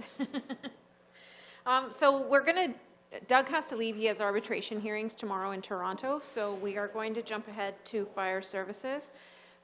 We've already discussed the wages. That certainly has the largest impact on the fire services budget.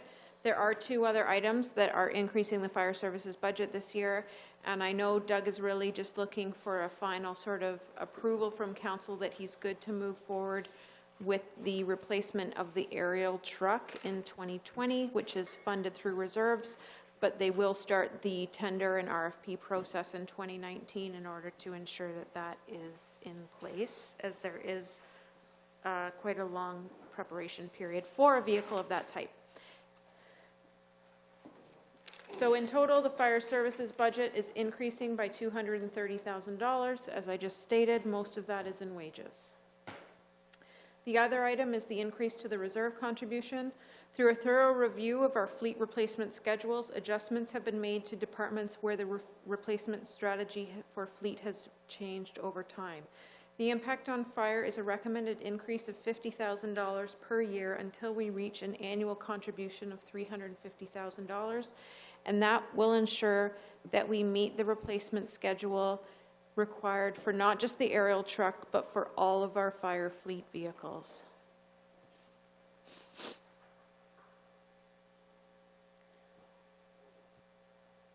The other item is a slight increase to the equipment repairs budget to $5,000 for the repairs and maintenance costs for fire fleet and equipment to reflect historical actuals and the aging fleet that we have. I have a question on that one. I just wanted that one explained a little further. Is that referencing just the fire trucks, the apparatus, which now 2 of the main models are new and it's mainly the old? I just wonder a little more on that. Through your worship, this here relates to getting into repairs that have to be done out of house. So in other words, a wheel has to come off. You have to take an engine head off again.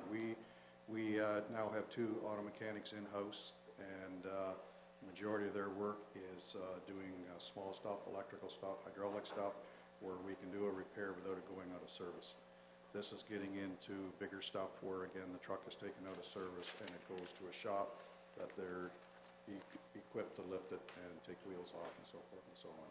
And this is just a small show, again, over the years of things just kind of creeping up a little bit. Having said that, you touched on the fact that 2 of the older trucks do have an impact on this. We got rid of one of the older ones, so but this is just to kind of cover things. Chief, just before you go, you're just talking about the mechanic.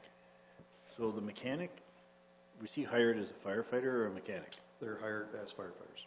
Okay, so where do you, where's the difference between telling your mechanic to fix the truck and asking the guys to do some work on our renovations? Currently, right now, we have 2 auto mechanics on staff. One gets 106% and one gets 105% of their wages that they're at, whatever stage they're at. We just moved to that in the last hiring, who just started on Monday. And the idea of that is we will have 1 auto mechanic on duty at all times, either on one side and so forth and so on. So what we're into here now is that there is a small electrical problem, And the one auto mechanic that we did have was on his 5 days off or on vacation. We either bring him in on overtime to have a look at it, or we send it to the shop. Now the move is hopefully if the one is off duty, the other one is on duty, he can take a look at it. If it can be fixed in-house, that's the way it'll be done. That is wages. If it gets to beyond the scope of what we're able to do in-house, then it will go up to the shop. Okay, but that in-house doesn't include the renovations? No. Thank you.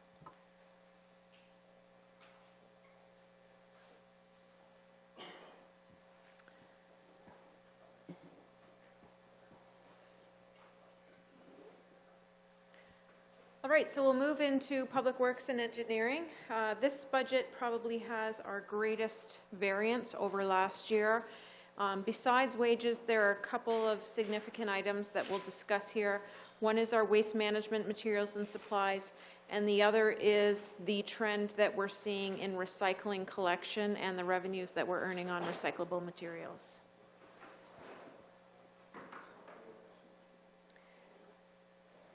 As well included here will be any discussion as it relates to water and wastewater. So the first item is basically our cost of living increase as it is applied to our transit contract. The increase is due to our fixed contract and the associated escalation clauses. Excuse me, I'm losing my voice here. Transit services are provided by First Student for both conventional and specialized transit. The term of the contract is for 8 years and it expires in 2021. The contract contains an escalation clause for the hourly rates for each specific year, and that amounts to a $17,500 increase on roughly a $1.15 million contract. There is a theme throughout our budgets. This year we are seeing an increase in the fuel costs expected for 2019. Our transit contract includes a clause where the city provides fuel for the buses. So we are increasing the overall fuel budget for transit by $16,000. And that brings it in line with what we're seeing for our actual fuel costs in 2018. Kate, that one kind of surprises me. I thought our fuel prices were like sky high a year ago compared to now. Like they've dropped considerably, no? So why are we... Our 2018 budget was based on fuel prices in 2017. We certainly did see fuel prices rise in 2018 to a level, and they've come down a bit, but they still are higher than what we were paying for fuel back in 2017, which is what our existing budget was based on. I too have this one flagged, because in 16, it was 59,000 for transit fuel, 76,000 in 17, and then 95,000 for 18. I just wondered, it struck me as very odd, just a heck of an increase. Don't when forget, for some Kate, time, prices have been depressed. you will also have that slight surcharge to pay for the pumps, correct? That's right. We budget for that separately from this line item, though. So what we can see here is that our actual fuel prices for 2018, when I updated the detail sheets, we had spent $95,000 in 2018. We are budgeting for 2019, $92,000. And that reflects what we're actually paying for fuel.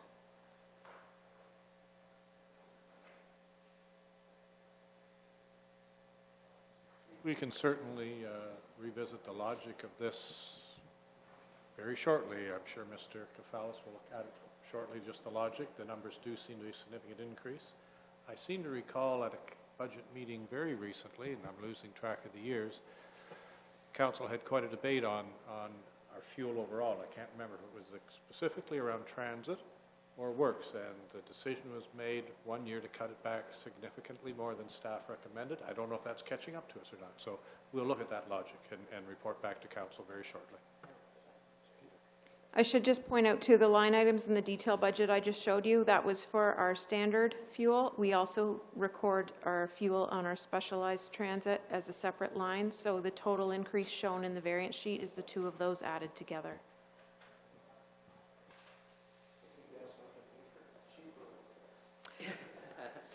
Particularly today, actually, I noticed that. Increasing the snow removal cost at transit. We're increasing that by $18,600. So we had to change a contractor used for winter maintenance of bus shelters due to labor safety requirement, which occurred midway through 2018 and projected over a whole season of use. A 2-year contract was awarded to Edgewood Contracting, who provides snow removal services for 47 shelters and 104 bus stop pads located at each bus stop. This resulted in an increase to the contract of $29,000. It was slightly offset by a decrease of $10,000 due to the city's own laborers now cleaning snow from the lot at the transit shelter, which in turn has reduced the contract's costs associated with that particular location. The net impact of these transit snow removal contracts is an increase of $18,600.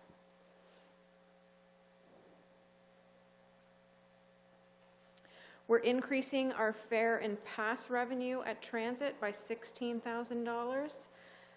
This reflects increased ridership, and the other area where we see the impact of increased ridership is in our provincial gas tax funding, which is based on a sort of calculation of ridership and population details. So this is certainly supported in the information that we're getting from the province when they give us our provincial gas tax funding. We're also seeing it here. This is not a result of increasing the fares for transit.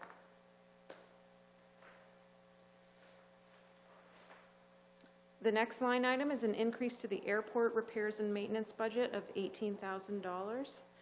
The increased costs are associated with 3 specific tasks: crack sealing, which will in turn increase the expected lifespan of the runway and aprons and reduces the delays and the need for major capital investment for repaving. It also relates to an increase in bush clearing costs.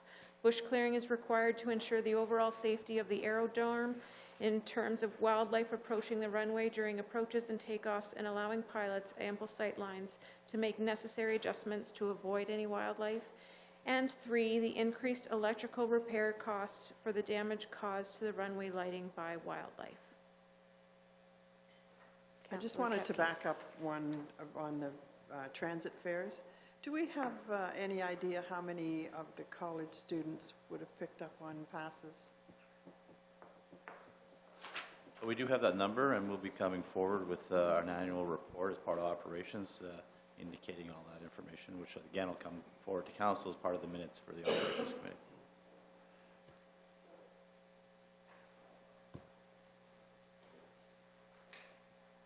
Seeing no questions related to airport maintenance. We are increasing our net fuel sales revenue at the airport. So this isn't just the revenue, this is sort of revenue after the cost of sales. The current pricing of fuel is $1.22 per liter for the Jet A1 and $1.58 for the AV gas. Both include an additional 13% tax. The AV fuel annual sales have historically been and will be in the range of 68,000 liters over the last 3 years. Jet A1 fuel did show a sharp increase in annual sales from 2016 to 2017 and appear to remain steady in that range. The practice is to include a 25-cent markup on a per liter price of the gas. And this is something that I certainly look at occasionally just to make sure that what our cost of sales is in relation to our total fuel sales revenue does make sense, and that we're charging an appropriate markup for the cost of fuel that we're paying.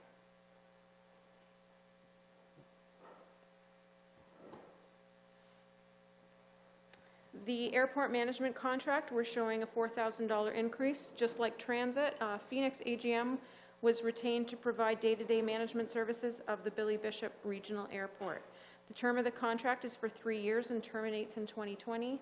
The contractor is responsible for fuel sales, building maintenance, ground maintenance, and winter control, and the city provides all the necessary equipment to carry out these duties. So this is just the indexed sort of COLA escalation clause included in that management contract. When was the last time that went out for tender, or is there just not that much interest in running the airport? It's a 3-year contract and it expires in 2020, so I would say it went out in 2017. Awarded in 2017. There is limited interest, and yes, it's just... Was there a you're lot right of on. interest in it? No, there is not. Okay. That's what I said. Next question. Roughly, what do we lose each year on the airport just roughly, Kate? Do you have an idea? Or is that a tricky question? I don't mean to ask trick questions. We don't lose it. It provides a service. Yeah, okay. I believe.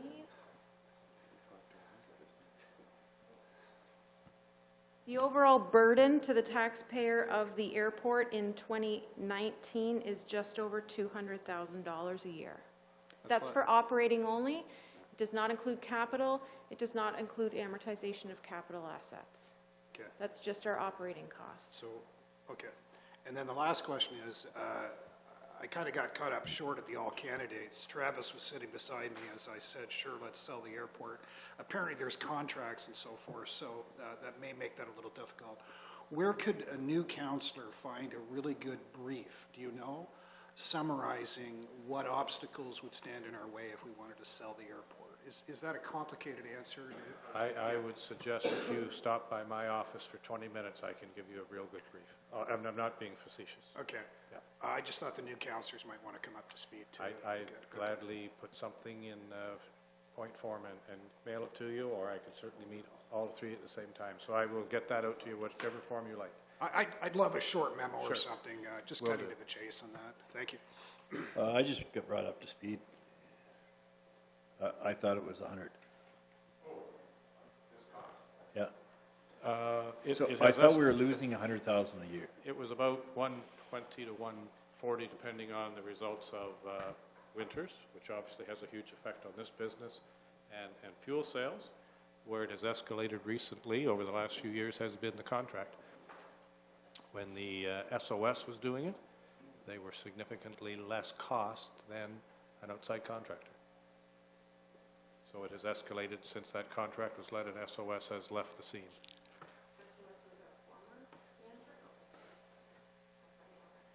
Could I just ask, when you do that summary, that you send it to all of council, please? Absolutely. I think we should be discussing this with our big boy boots on and big girl boots on. That's bad. That's really bad. But you're telling us that it doesn't include the assets. So when you do all the measurables, maybe council can get a full report sometime on the actual Including bottom line. amortization Yeah. and capital If you expenses. include the amortization of the runway and the, if you forget the cash basis, it will be a very large number. Certainly, I can tell you on a quick synopsis, with our legal opinion and the contracts we have signed, willingly agreed to, we will be operating that airport, unless something drastic happens, all the way to 2048, I want to say. Be a short memo, but thank you, Mr. Ritchie. Well, I think there's, like, we should still have a report on, Maybe I'll take this, suggest we bring it through Operations Committee, and Mr. Kafalis could give a full report for, and that might be the best way to go, Your Worship. It's not an issue that's going to go away in the next few months, trust me. And Mr. Kafalis can perhaps do a fulsome report to Operations, and we will invite all of council to attend to hear that meeting as soon as possible. I won't promise any earlier than the March meeting or maybe April for Mr. Kafalis. Legally, if we can't close the airport. No. If we can't close the airport, we could open it for 2 days a week or something too. Like, we can't keep losing $200,000. Could we also include in that report kind of a market value of people buying airports, what they would pay? We can really, we've been through this, I'm going to say 3 times in the last 24 months. It won't take that much for us to refresh that report. Trust me, I'm not any happier about this than the ratepayer in council is, but the report will stand for itself, and we'd be glad to discuss it with council and the membership. So March or April. I have a question regarding contracting for the management service of the airport. Is there a reason why we contract? We're providing the equipment, but we're contracting for someone to do the fuel sales and to do the snow clearing. Is there a rationale for that? I'll defer back to the city manager as well. Or to Certainly, Dennis. and Mr. Kafalis may jump in here. The hours that the individual puts in if we were paying that to a municipal staff with the benefits we have, which we all enjoy, by the way, the overtime we would pay for him to go in the middle of the night for calls that may come in, that service contract would begin to look very reasonable to us. Thank you.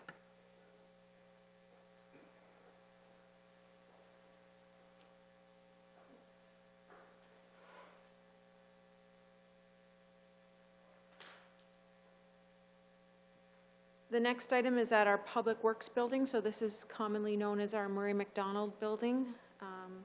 An increase to the overall building maintenance overhead costs of $5,500, and this reflects historical actual spending. So this would include everything from repairs and maintenance to just the utilities, the insurance, everything that's involved in maintaining that building on an annual basis.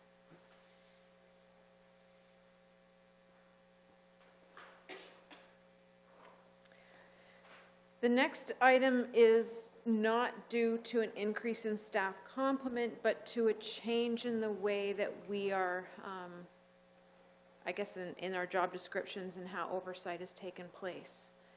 Our Public Works Manager formerly supervised only water and wastewater operations, and as such, his salary was split between those two divisions.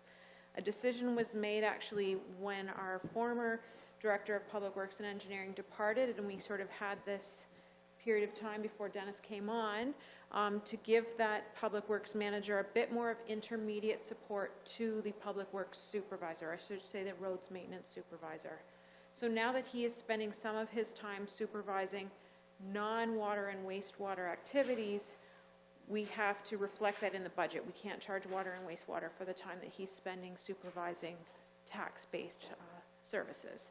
So this does not reflect a change in staffing, a change in complements, or anything else. It's just a change in responsibilities, but moving from a rate-funded funding source back to the tax rate.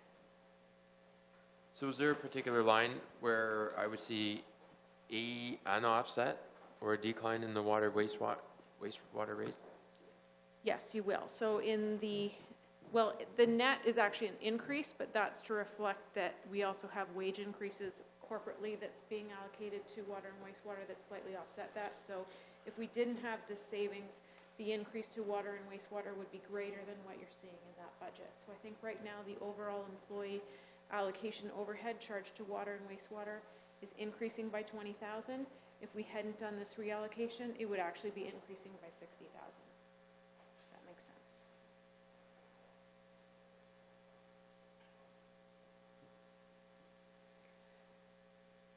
The next item is similar to transit. We're seeing an overall increase to fleet costs for fuel and repairs for all of our sort of citywide fleet, and this would include cemetery as well, of $50,000. And this cost reflects both third-party costs and actual costs spent on fleet maintenance.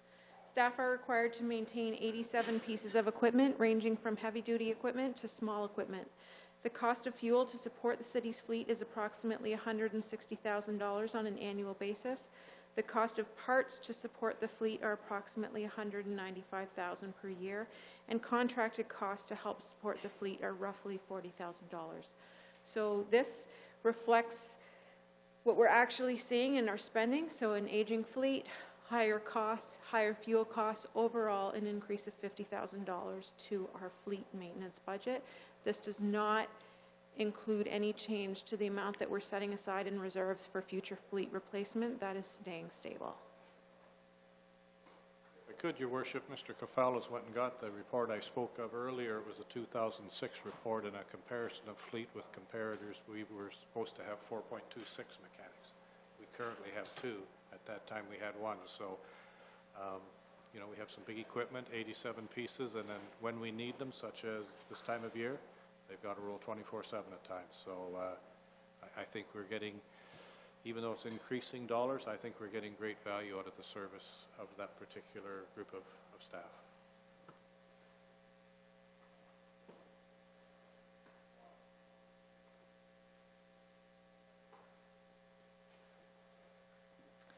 The next item relates to a 2018 capital investment where Council made the decision to move forward with replacing the fuel system at Public Works.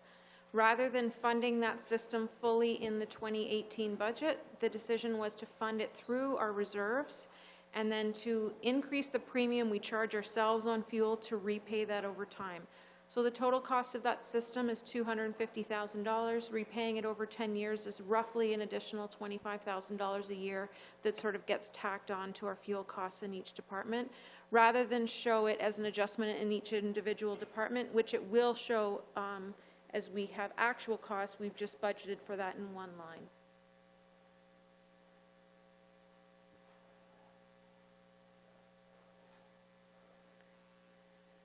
The next one is a slight decrease in roadside contract services. This brings us in line with the historical spending that we have seen, so we're decreasing that by $5,500. Roadside maintenance includes landscaping, stump removal, and minor shoulder grading. Most of this work is now completed in-house, so we don't require the contract service, which is paid to third parties, that line item. A small amount is retained to hire contractors to complete this work when internal resources cannot be made available. So it is reduced down to $2,500.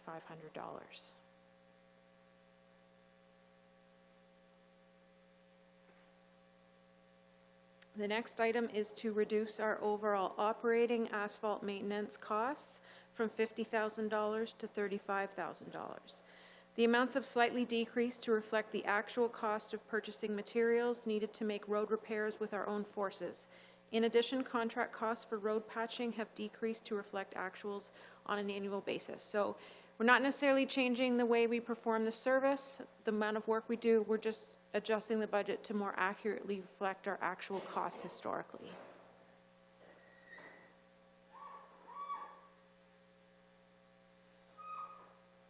This is a new item, and if there's any questions, I will certainly defer to our Mr. Kafalis. The provincial minimum maintenance standard for municipal highways requires full sidewalk inspections on an annual basis.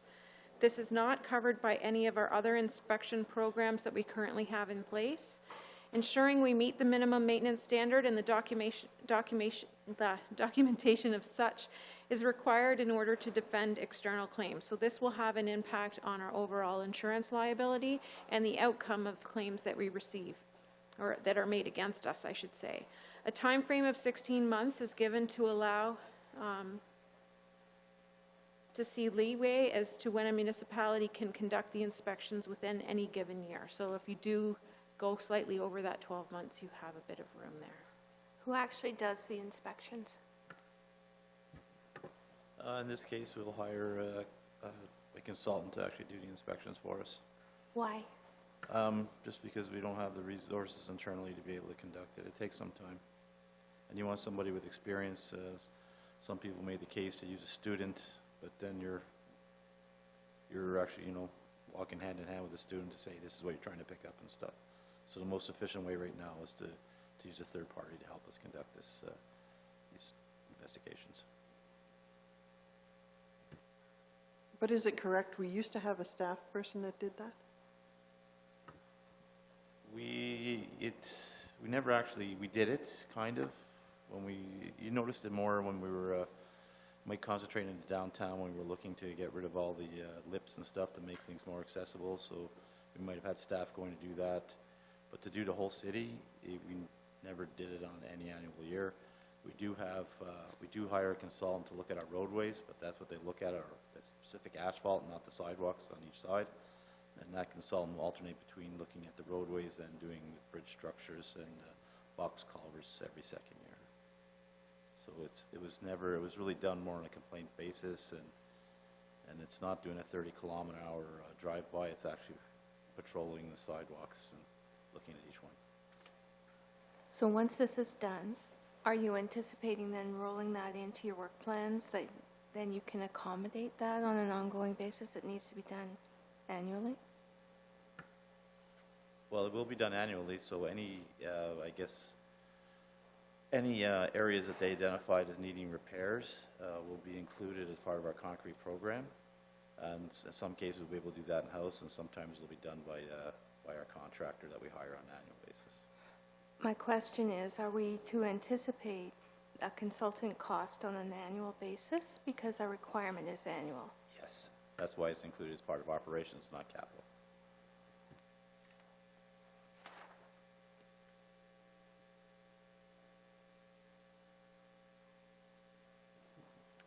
The next item is to increase our gravel surface materials cost from $10,000 to $15,000. This reflects our actual costs historically with purchasing granular materials and dust suppressant products. And this would relate to the very small number or minimal kilometers of gravel roads that we do still have in the city.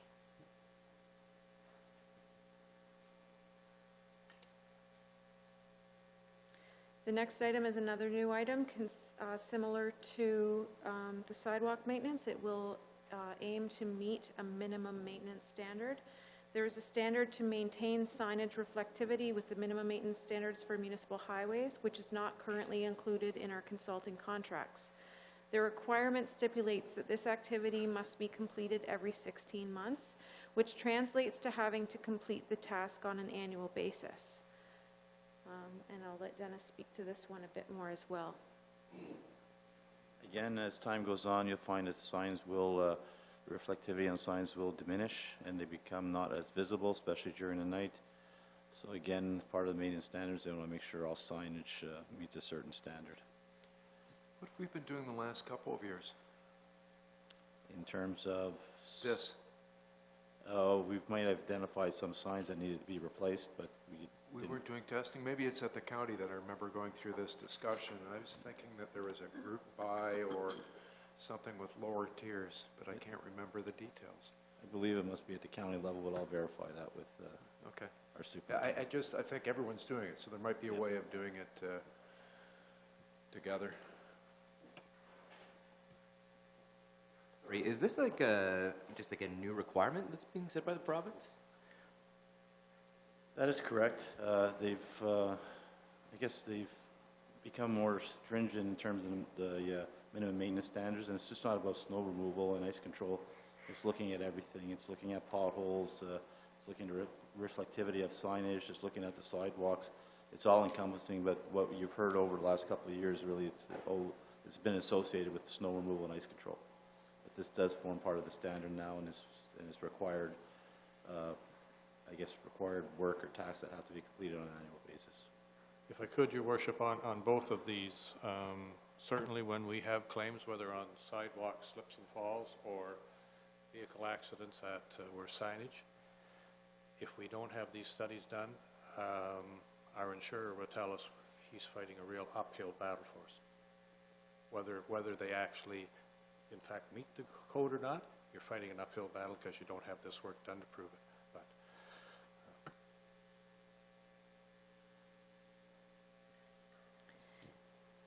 the next item is for a temporary winter control coordinator. Due to a lack of internal response on the on-call for seasonal lead hands required for winter control, in addition to key staff on short-term disability, a need was identified for this person. The services provided by this individual are required to ensure that the city achieves the minimum maintenance standards when it comes to monitoring during winter control. The position's cost would initially be covered by the salaries and benefits. Originally, it was planned for 2018 without any impact due to an STD, but additional funding will be required for 2019. Some of this wording is slightly out of date. This budget was originally for $40,000. We have cut it in half to $20,000. Do you still anticipate that you will be hiring this person in this, or would it relate to sort of the next winter season? Thank you, Ms. Allen. At this time, we anticipate we won't need the funding, and I should have probably brought that to your attention before today. But at this time, we tried to hire someone, and we did, and it didn't work out. And right now, we've had staff return from long-term disability to fill up the gap, so we won't be requiring this funding. So we can remove this from the budget? That is correct. That's great news. Can I just ask, this isn't a position that a summer seasonal individual could do in the wintertime to become a full-time individual? When we first anticipated, this was to fill a gap created by people that were, one individual was on long-term disability, and a need to have lead hands positions, temporary lead hands, to help us conduct the patrols during the winter control season. And usually we need about 6 to 8 of these individuals. At the time, we were shorthanded and didn't have them, so we thought this would be a perfect mechanism to fill that spot. We identified funding because we weren't actually paying somebody per se because they were on long-term disability, and we were just hoping that we could help ensure we had sufficient staff to conduct that task. But as such, as the person, we did hire someone, it didn't quite work out, and now our individual that we weren't sure when was going to return to work has returned to work, so it's helped us bridge that gap, and it's no longer needed. Do you have any more? You're on a roll here. Can we put the elephant back up? I'll go for that.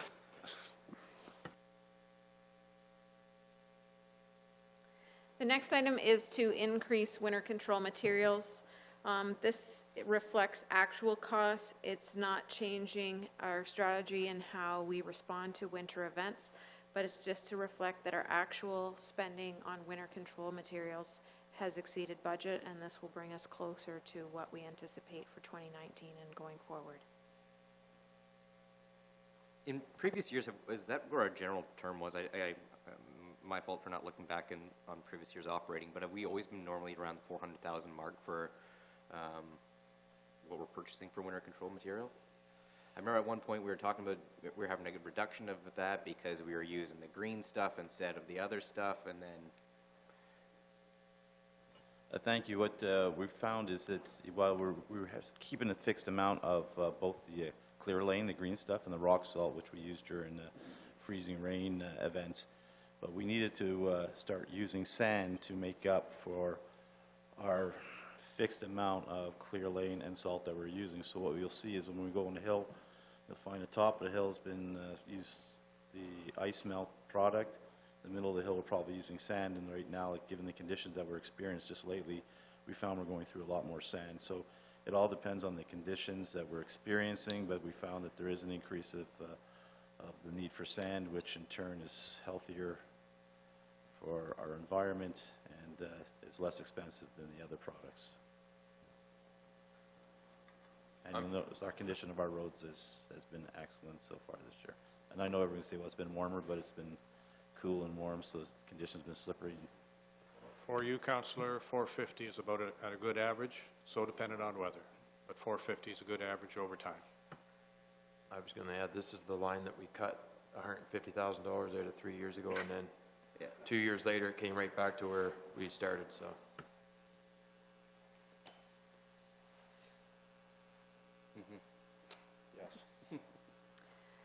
The next item relates to waste management, an increase in tipping fees contract in the waste management contract. So this is for the collection of garbage, basically. From 392 up to 407, this represents a 1.5% increase on our contract. Both escalation clauses are included in the agreement with the contractor. Miller Waste Systems was the successful bidder in 2016, and they were awarded a 7-year contract that expires in 2023. So this is the negotiated contract increase. The next item, we've increased, although we're not changing the price of bag tags, we are increasing the revenue associated with bag tags to reflect what our revenues have been climbing to historically. So this is really an impact of, I would say, growth. I don't necessarily think we're seeing more garbage per capita, but we do have more people, and over time that will involve in higher user fees, which can help offset our budget as well. When's the last time we raised the price on bag tags? It was a long time ago. 2012, I want to say. We'll get that information, Councillor. Yeah, it might be time to look at that. We could look at that, certainly. We can get that information for you, and this will come forward as well as part of our user fee update that comes forward in the spring through corporate services. Bag tags will be included in that user fee bylaw. Oh, I'm sure we can get that in, like when it increased tomorrow.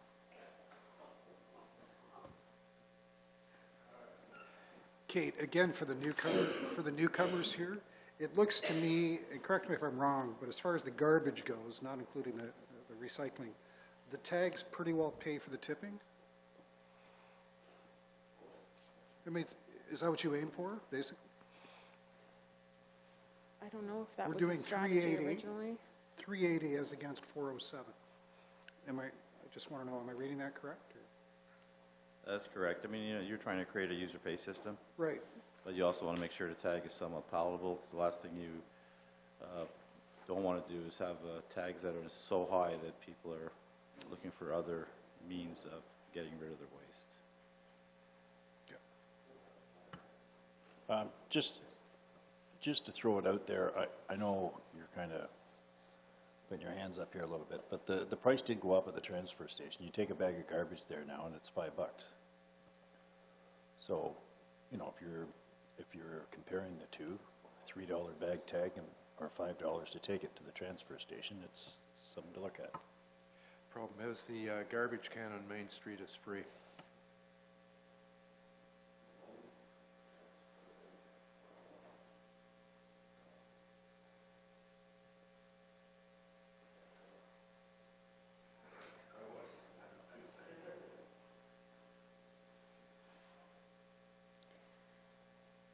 The next two slides both relate to recycling, and recycling is one area where we do see a significant variance in 2018 between budget and actual. So in total, we're recommending that we're increasing the recycling budget in 2019 by these two items combined of approximately $140,000. $50,000 of that relates to a reduction in the revenues that we're receiving for our recyclable material. Revenues were based on actual tonnage to date, extrapolated over the whole year, and the current revenues being paid. Prices for the various waste streams are expected to remain stable for the foreseeable future, but we have seen a reduction in revenues, so we are reducing our budget to reflect that, $50,000.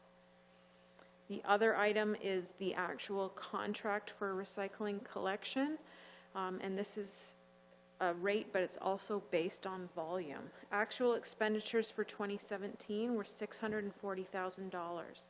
The estimated costs for 2019 were calculated based on the tonnages experienced in 2017 and adjusted accordingly based on the CPI and fuel escalation clauses included in the current agreement.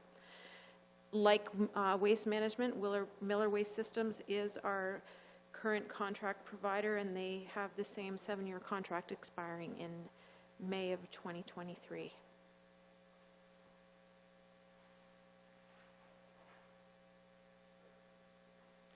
I know one of the reasons that we had some probably decrease in revenues because we couldn't sell basically what was our styrofoam. Is that the area that we had? Is there any idea of, is the province doing anything? Because remember we had like a whole like a storage facility full of styrofoam waiting for someone to come back and buy this again, and then we ended up just throwing it in the garbage basically. But is there ever a market, or is anyone doing that? Is any municipality making money off any one things that we're not doing? Styrofoam, through your worship or deputy worship, styrofoam is not a product there's a market for. There will be probably, again, programs coming forward in the near future. As to when, we're not sure. It all depends on a new government looking at other waste streams that will help reduce the overall waste being generated accepted by landfills. So we're waiting for that information to come forward. And again, we don't anticipate any major changes this year, but maybe in the future years, and we'll be looking at putting programs in place to address that. And there will be programs that help cover some of the costs associated with waste diversion, and we'll take full advantage of those when we can.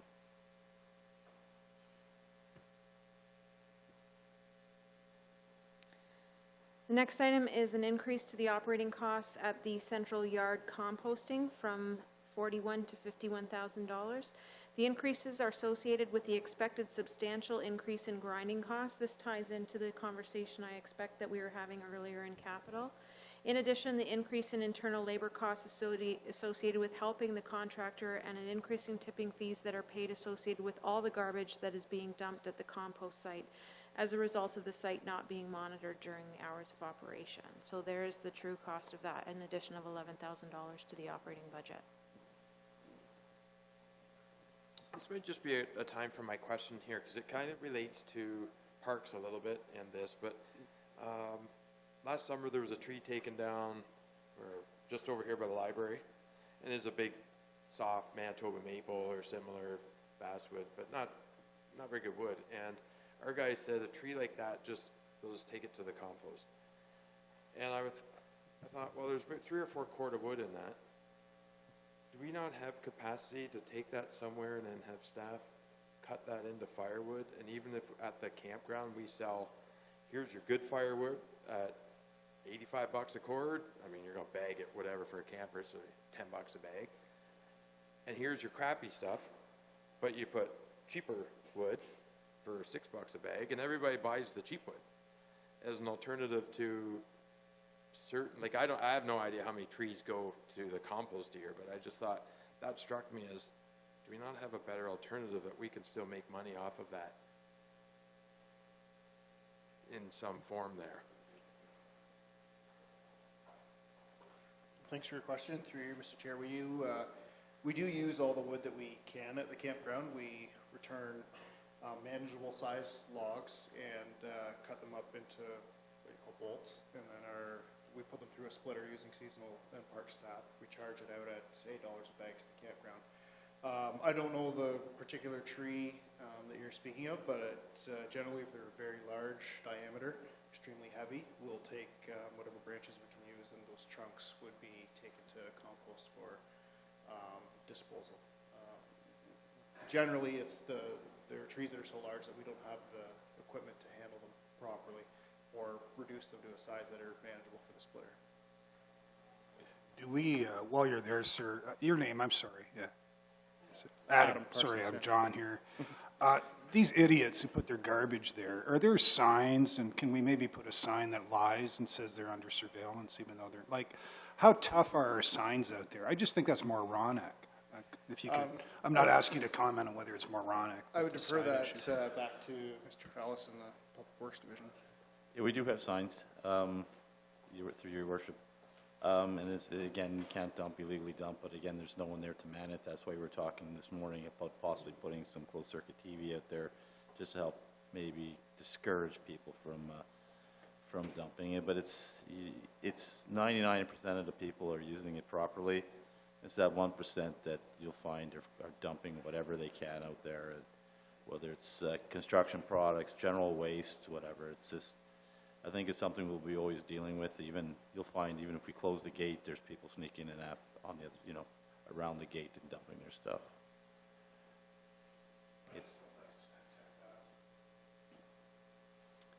Well, for that, what the big thing is there is that you'll find we had a sweetheart deal with the person that was doing our grinding. It's paying almost next to nothing. He would take the product, he'd charge us a minimal cost, he'd haul the product away, and then he was reselling it. He had a market for it. He has since retired, and his son or son-in-law has taken over the business, and we're finding that somehow he said his father or father-in-law's way of doing business wasn't making them any money, and that we see a significant increase in the grinding costs. So for the majority of that, we'll be trying to address that, the need for grinding.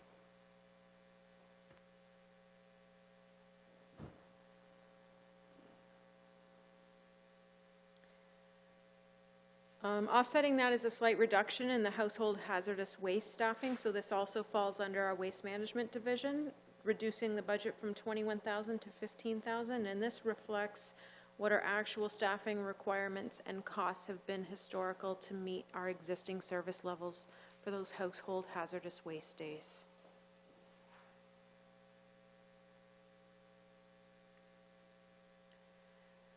A nice plus to our budget, an additional $65,000 as it relates to the solar contracts that were initiated during 2018. We'll now have a full year's worth of revenue on all three of those contracts, so that brings us from a half year's revenue at $60,000 up to the full year's revenue of $125,000. And that's being used to offset our operating budget. None of those revenues are being set aside into reserves.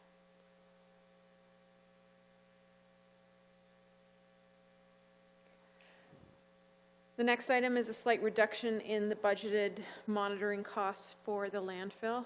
These monitoring costs are required at each of our three locations for runoff, my understanding is. Runoff and leachate testing. And this reduction reflects the actual monitoring costs that we've incurred over the last several years.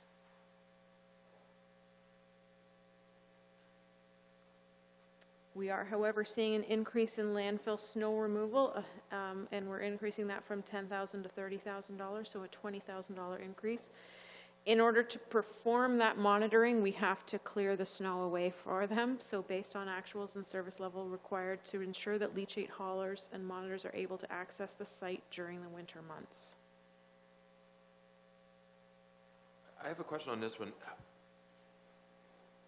What's the equipment necessary to fulfill the needs there? I've never been in there. I've never seen what we're dealing with, but that's a lot of money for snow removal. Like, can a guy bid on what the services we're needing here with a tractor and a blower, or or truck and plow, or is there a higher level of need that's in like the tender or something here?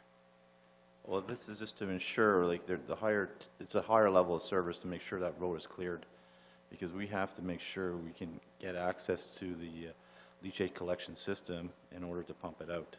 If not, if it starts overflowing, then that's when we'll experience some major issues with the authorities and MOECC, because we're not dealing with it in an appropriate manner. So this is just the cost increases to reflect what it's actually costing us to ensure that road is accessible whenever our haulers need it. Exactly, and we got to make sure you don't want that truck slipping off or tipping over or anything like that, because it's tankers that we're dealing with when we're talking about this.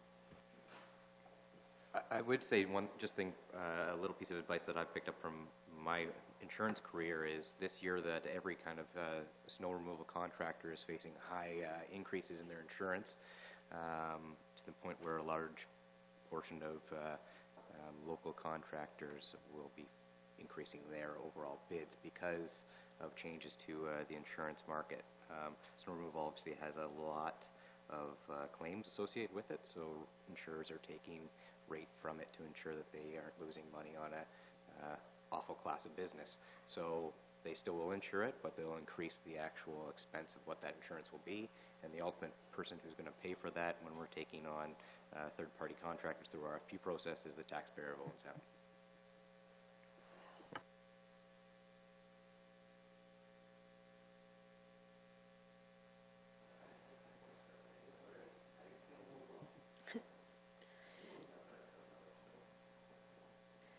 Moving out of waste management and landfill, we're now into engineering. You will see something similar in our planning division. So one of the positive benefits of growth is we see increases to building permit fees, we see increases to planning application fees, and just like that, a portion of our application fees are allocated to the engineering division. So we're increasing those from $20,000 and $30,000 to $30,000, and that is to reflect our anticipated increase in development applications to be received by the city next year and going forward. We've slightly decreased the engineering contract services, and this is to reflect what we've been spending historically, from $5,000 down to $2,000.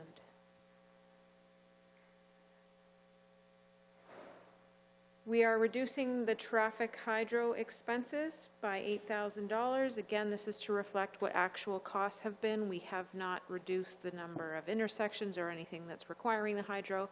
It's just showing a slight reduction in our overall expenses. Similarly, we have seen a reduction in our streetlight hydro expenses, and we're recognizing $25,000. Some of this will be attributed to the LED program that was undertaken 3 or 4 years ago, and we're finally seeing the benefits of that on our annual combined streetlight hydro bill.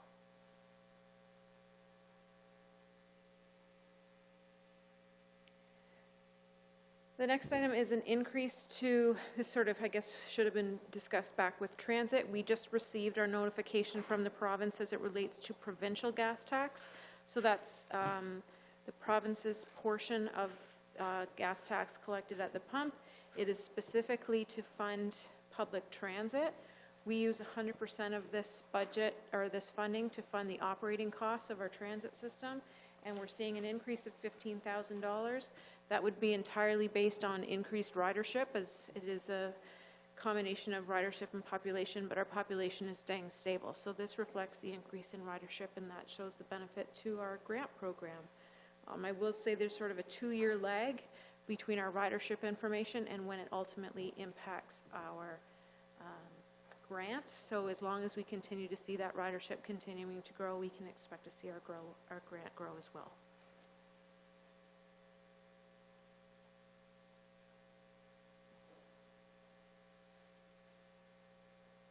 This is just the information that the province sent us to tell us how much money we'll be getting this year, along with every other municipality that is receiving provincial gas tax. There we are.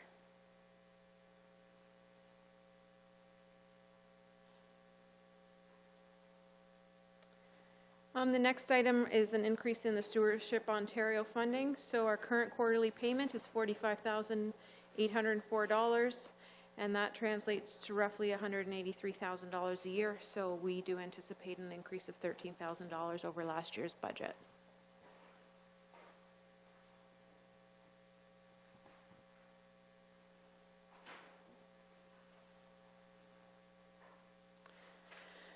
So provided there are no other questions, that wraps up our Public Works and Engineering operating variances.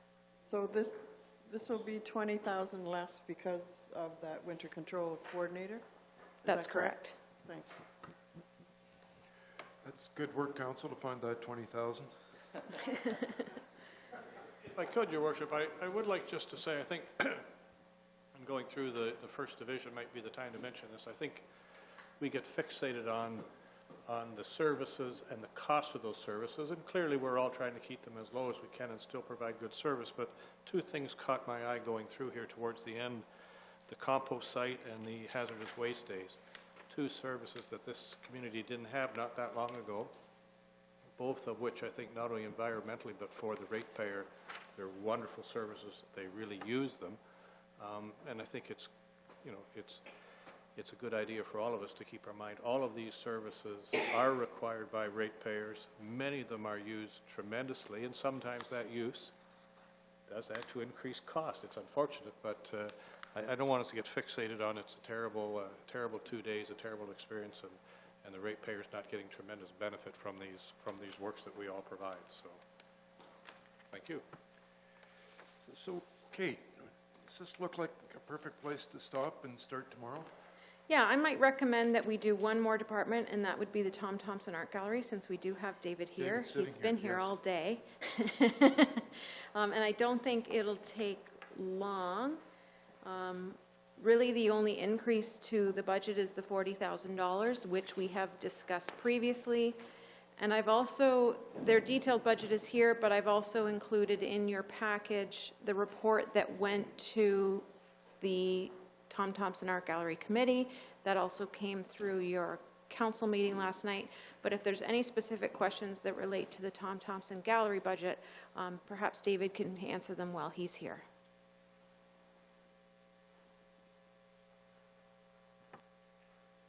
My only question is how it relates to the Rice House. What are the general operating costs of the gallery for that building?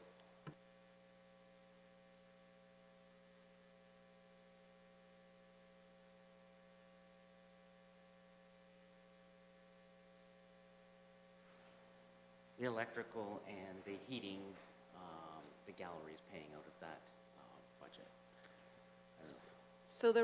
So all of the building costs for the gallery and the Rice House are included in this should say 2019, sorry about that, in the $69,000 here. It is part of that. It's not significant compared to that overall bottom line, but that is where it's included. We are tracking those, and I can certainly have that brought forward for you if you want. That's good enough so that I'm paying for it.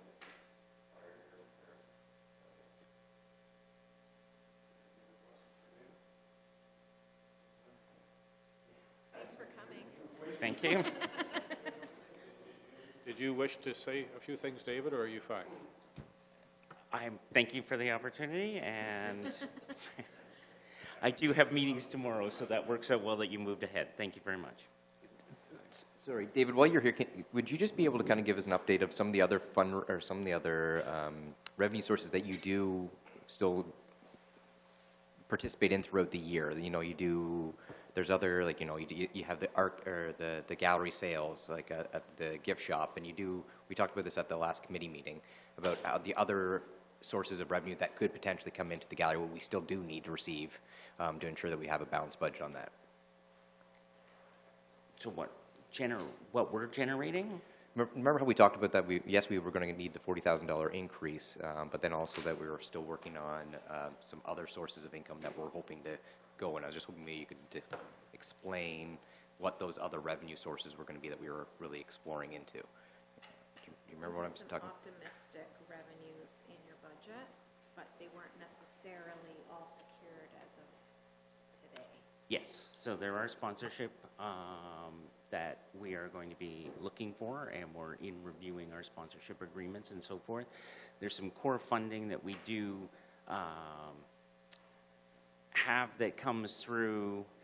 It's not completely locked in, but we accept it as being locked in, as coming through donations, through revenue with membership, our movies, and the gift shop, as well as donations. And donations are up significantly over the last year, and there's been a lot of interest from that point of view.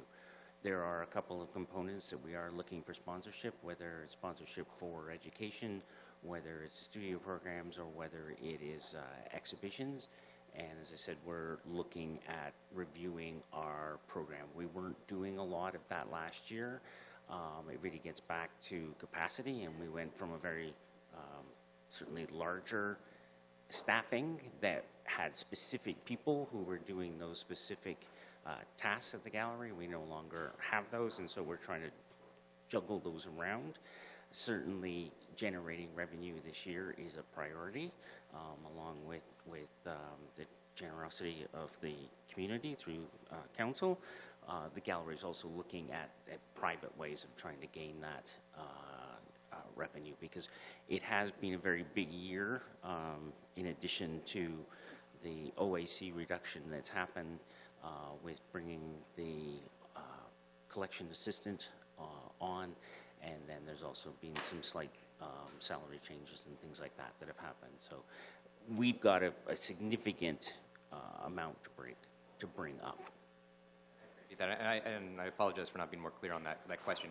My emphasis on that was more that just because we're giving you $40,000 doesn't mean that the gallery's not doing any other their own revenue-generating activities, right? So I just wanted to show that it's not just that we're giving you money and to continue on, that the gallery's still being really progressive and moving forward and receiving more funds. And it is a significant amount, and I, again, very generous of the community to take that on, but it is still only a small portion of what we actually need to generate this year to bring in and do our balanced budget. Sure. If I could just add, Your Worship, certainly from when the city became more heavily involved, roughly October, November of 2017, I think the change in the atmosphere, some of the public members that have joined the advisory committee, and we will be moving very quickly to get 3 subcommittees going. I think the change I've seen in the past 12 months, I think we will see exemplified even more in the next 12 months, and the gallery will be back to where this community always hoped it would stay. So I have complete confidence that David and his crew, along with our committee, can get there. Thank you. And if you haven't been in to see the Saving Face, which is the Goalie Mask exhibition, or Willie Waterton's black and white photographs of community members from Grey and Bruce, please come in and see them soon. Good, thank you very much, Thank you. David. Hope you enjoyed lunch. Thanks to Kate and all staff that have, wouldn't want to guess how many hours have gone into just the material that we covered today and preparing for it. Clerks and everybody that have helped us today. So we'll see you tomorrow at 9 o'clock. 9 o'clock. And maybe we'll start tomorrow off with just a quick recap of what we've done today in operating. So if you're going through tonight and looking and there's anything, again, that you want to revisit from corporate services or public works or even fire or the gallery. We'll start off the morning with those, and then we'll get into community services and facilities in the afternoon. If everything goes as planned, I don't think we'll need the full day tomorrow. It looks like we are making good progress through the operating budget. And then at the end of community services, we'll look at how you may want to adjust for this necessary $270,000 if we want to get down to that 2.99%, but we can save that for the end of the day tomorrow. Good, thank you very much.